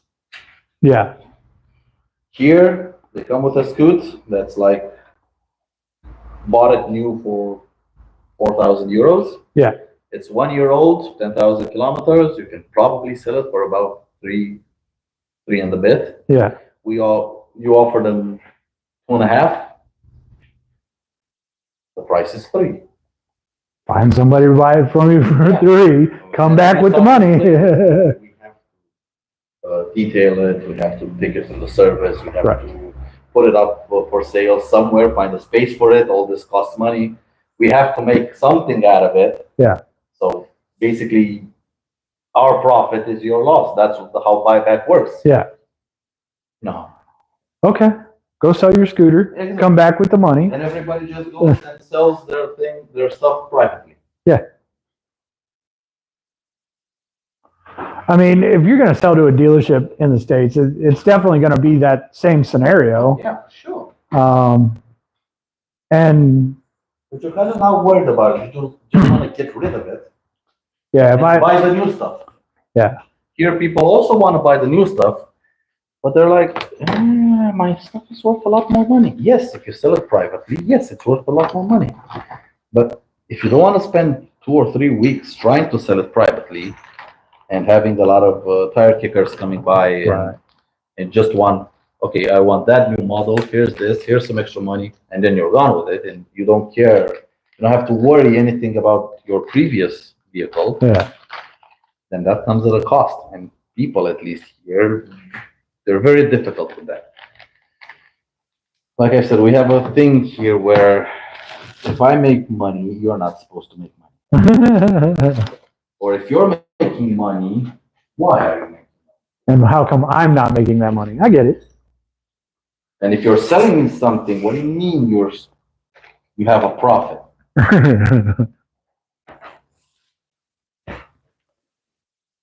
I mean, And some people, when they find out that, like, this thing is the 3,300 euros here, out the door. mhm, When they find out that at the factory gate in China, mhm. it's less than 2,000, Yeah.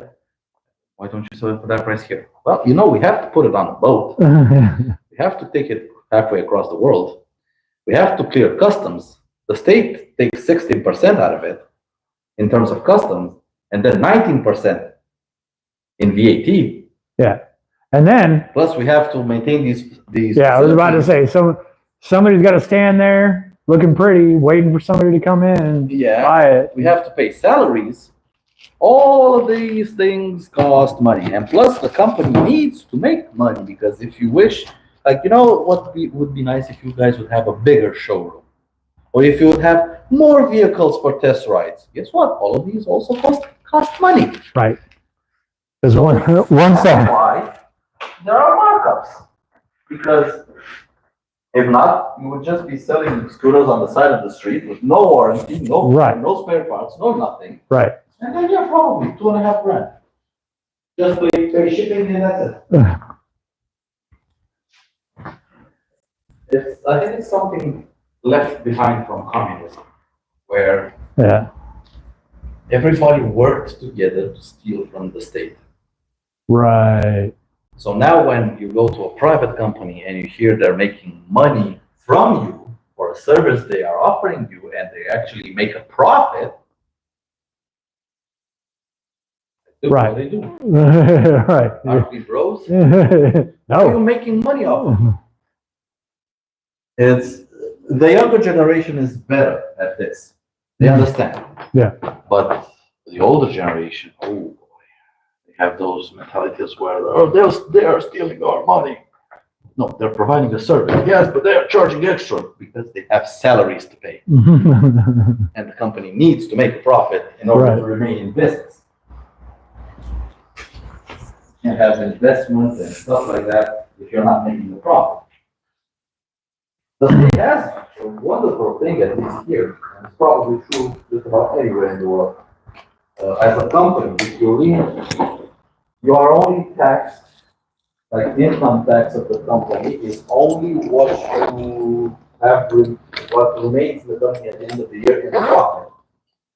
If you reinvest all of your profits, you basically, as a company, pay no income tax. But that's to support companies, to encourage them to reinvest and grow the business and Sure. give bigger salaries and stuff like that. And I think that's a very smart thing.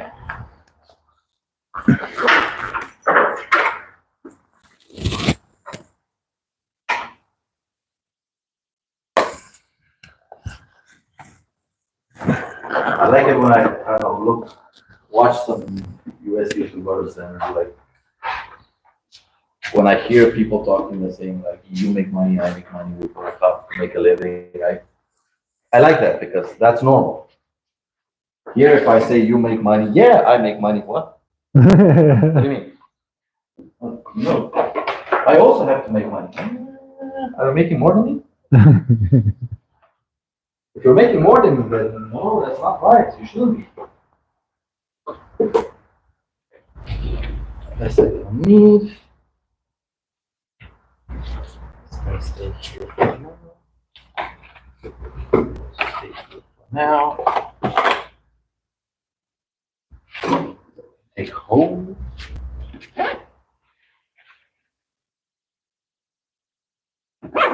I'll sort things out later.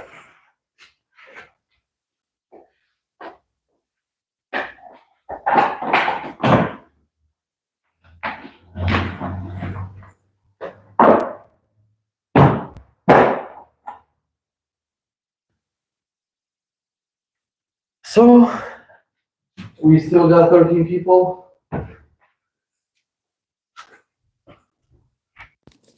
I get to actually go ride with Alex.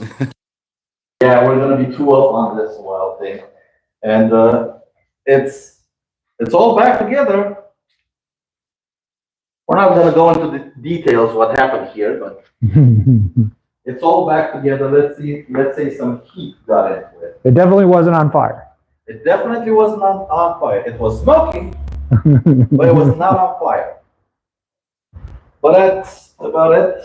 Where are the keys? Where did I leave my keys? So everything is wired up, and I have the third eye right here. I have the indicators plugged in. I have the Kaiji plugged in. Everything just turns on. I am gonna have videos on all of them. The Kaiji is already up, but I'm gonna have on the third eye and the indicators from Indemed. So yeah, hope you enjoyed this little, what should we call it? Fiasco. Fiasco. This little fiasco, and yeah, I'll catch you guys in the next one. Take care out there, everyone, and ride safe. Bye. Bye.